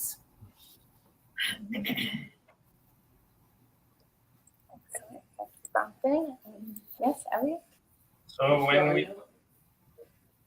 One more. We'll go Elliot first. so when you say that everything arises and perishes each moment, is that kind of saying that everything is a continuous state of change, or can you literally see that everything falls away and then everything re-arises? If that question came through. Bhante Kothmale. I'm not sure if I understood him well enough. Can someone repeat it for me? Can you say it more loudly? Sure. Just as close to the Sure, microphone sure. as I am. So when we say that everything arises and perishes each moment, are we saying that everything is in a constant state of change, or that literally form, the universe perishes and then the perceptions re-arise each moment? I'm not sure if that distinction comes through clear or not. I could always drop the question. අපි හැම දෙයක්ම වෙනස් වෙනවා කියලා කියද්දී ඒකේ අර නිතරම වෙනස් වීම ගැනද කියන්නේ නැත්නම් දේවල් ඇති වෙලා නැති වෙලා යන එක ගැනද අපි කියන්නේ කියලා. අපි කතා කරන්නේ තියෙන දෙයක නැති වෙන බව නෙමෙයි, තියෙන බව උපදුනේ කොහොමද? ඒ දේ නැති වෙන්නේ කොහොමද? What we are talking about is not about something being there and disappearance of it, but how the idea that there is something came about and how that can be eradicated. And in the back? Yes, I will ask the question about English and Sinhala. First in English, others can. So in reality, everything momentarily rises, rises. That's the reality. And mind misdiagnosed as if something is coming. If we take the same example that Bhante gave, someone raising the hand, it really is a momentary snapshot. Rising, falling, rising, falling, rising, falling. If that is the case, how can, if the same phenomenon is applicable to the mind, how can the mind connect all those snapshots from the past and create the perception that I raised a hand? So the mind has to reweigh across all these snapshots to collect it, right? So just the mind stays constant while everything else rising and falling. මට සිංහලෙන් ප්‍රශ්න හැවුවොත් හැමදේම reality යථාර්ථ වශයෙන් මොහොතකට ඇති වෙනවා නැති වෙනවා ඇති වෙනවා නැති වෙනවා. ඔය සීරීස් එක මයින්ඩ් එක අත උදාහරණයක් ගන්නවා. මානසික ඔය ටික එකතු කරනවා. ඔය ටික ඇති වෙනවා නැති වෙනවා ඇති වෙනවා නැති වෙනවා. මානස කොහොමද දැක්කේ? මනස ඇති වෙන්නේ නැති වෙන්නේ. ඒ වෙලාව ඒ දිගටම තිබුණාද කවුරුද? ඒ මනසත් ඒ වෙලාව නැතුව නැතුණා නම් කොහොමද මනස ඔය ටික ඔක්කොම දැකලා එකතු කරන්නේ?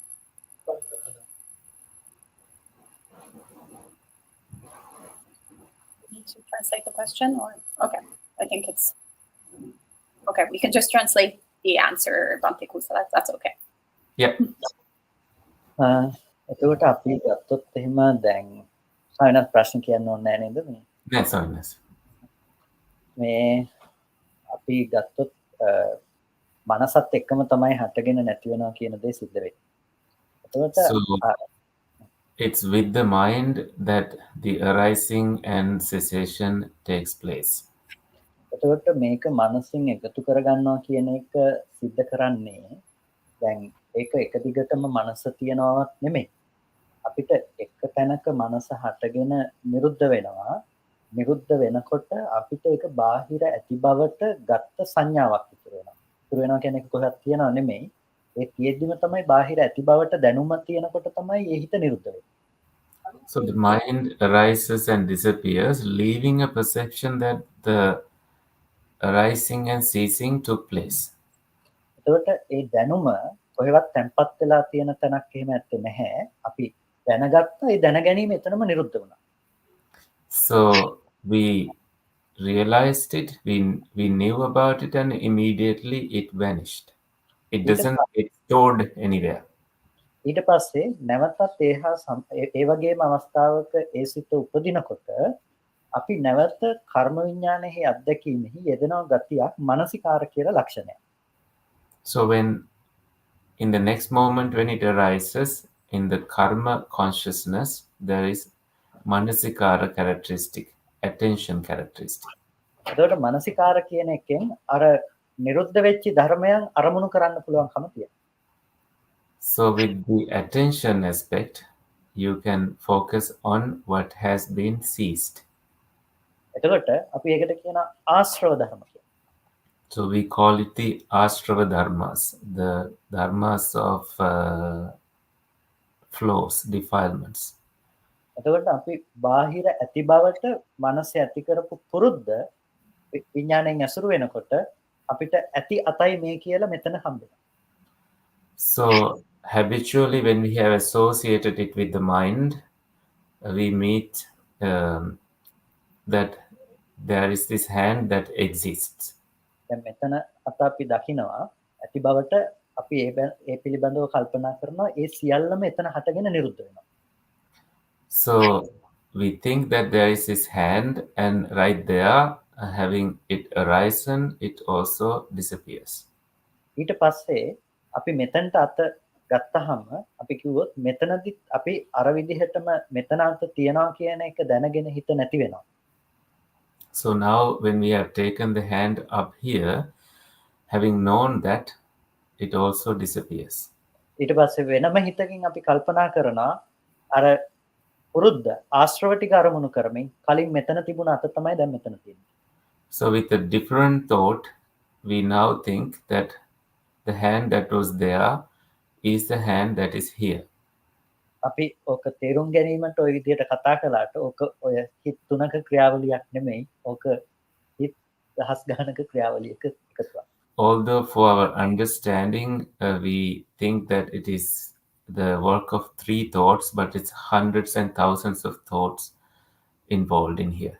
එතකොට ඒ හිතක් හටගෙන නිරුද්ධ වෙනකොට නිරුද්ධ වෙච්ච හිත අනිත් හිත උපදින්නට ප්‍රත්‍ය වෙන ප්‍රත්‍යතාවයක් තියෙනවා. So when a thought has been arisen and it has ceased, for the next thought to arise, there is also cause. මෙතනින් මේ හිත නිරුද්ධ වෙනකොට මේ හිතෙන් මේ හිතට යමක් නොගියට ඒ හිත අරමුණු කරගෙන ඒ හිතේ ලක්ෂණ ටික මේ හිතෙන් ගන්න පුළුවන්කම තියෙනවා. So although there is nothing that goes from this thought to another, but there is a way that the characteristics of this thought can be grasped by the other. ඒක හරියට මම මෙතන දෙහි කැල්ලක් කනකොට මහත්තයට කෙලවෙනවා. It's like when you are chewing something here and a saliva comes in your mouth.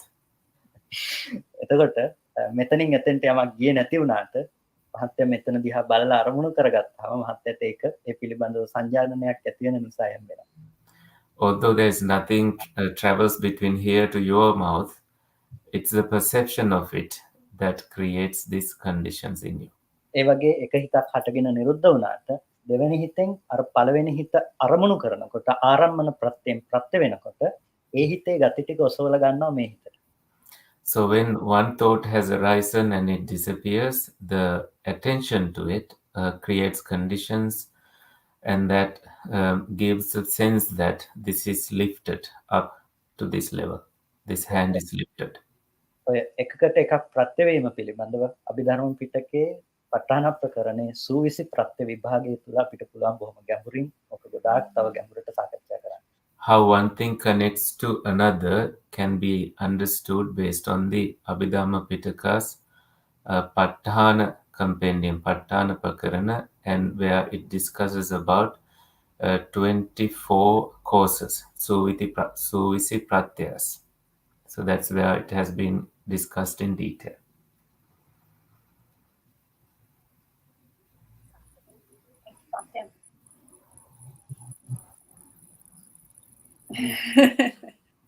Janaki?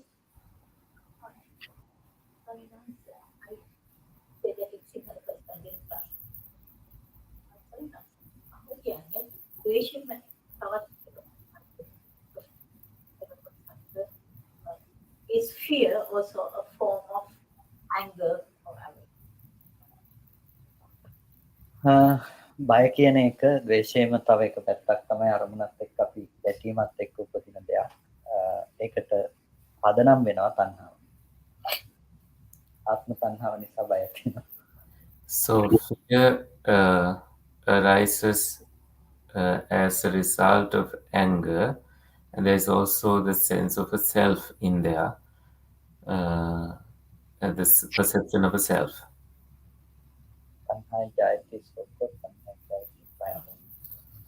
So because of craving, there is grief and there is also fear.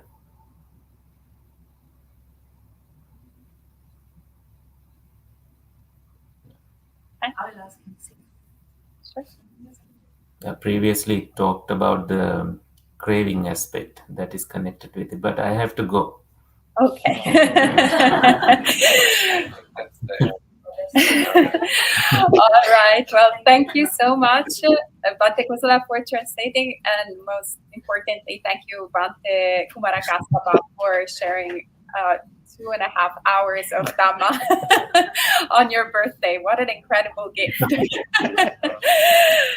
All right. Well, we can finish the program with 3 sadhus. So really excellent appreciation.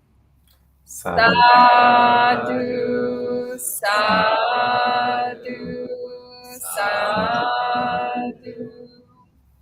And we'll meet again this week for more Dhamma with Venerable. Thank you again, Bhante Kothmale. We'll see you soon.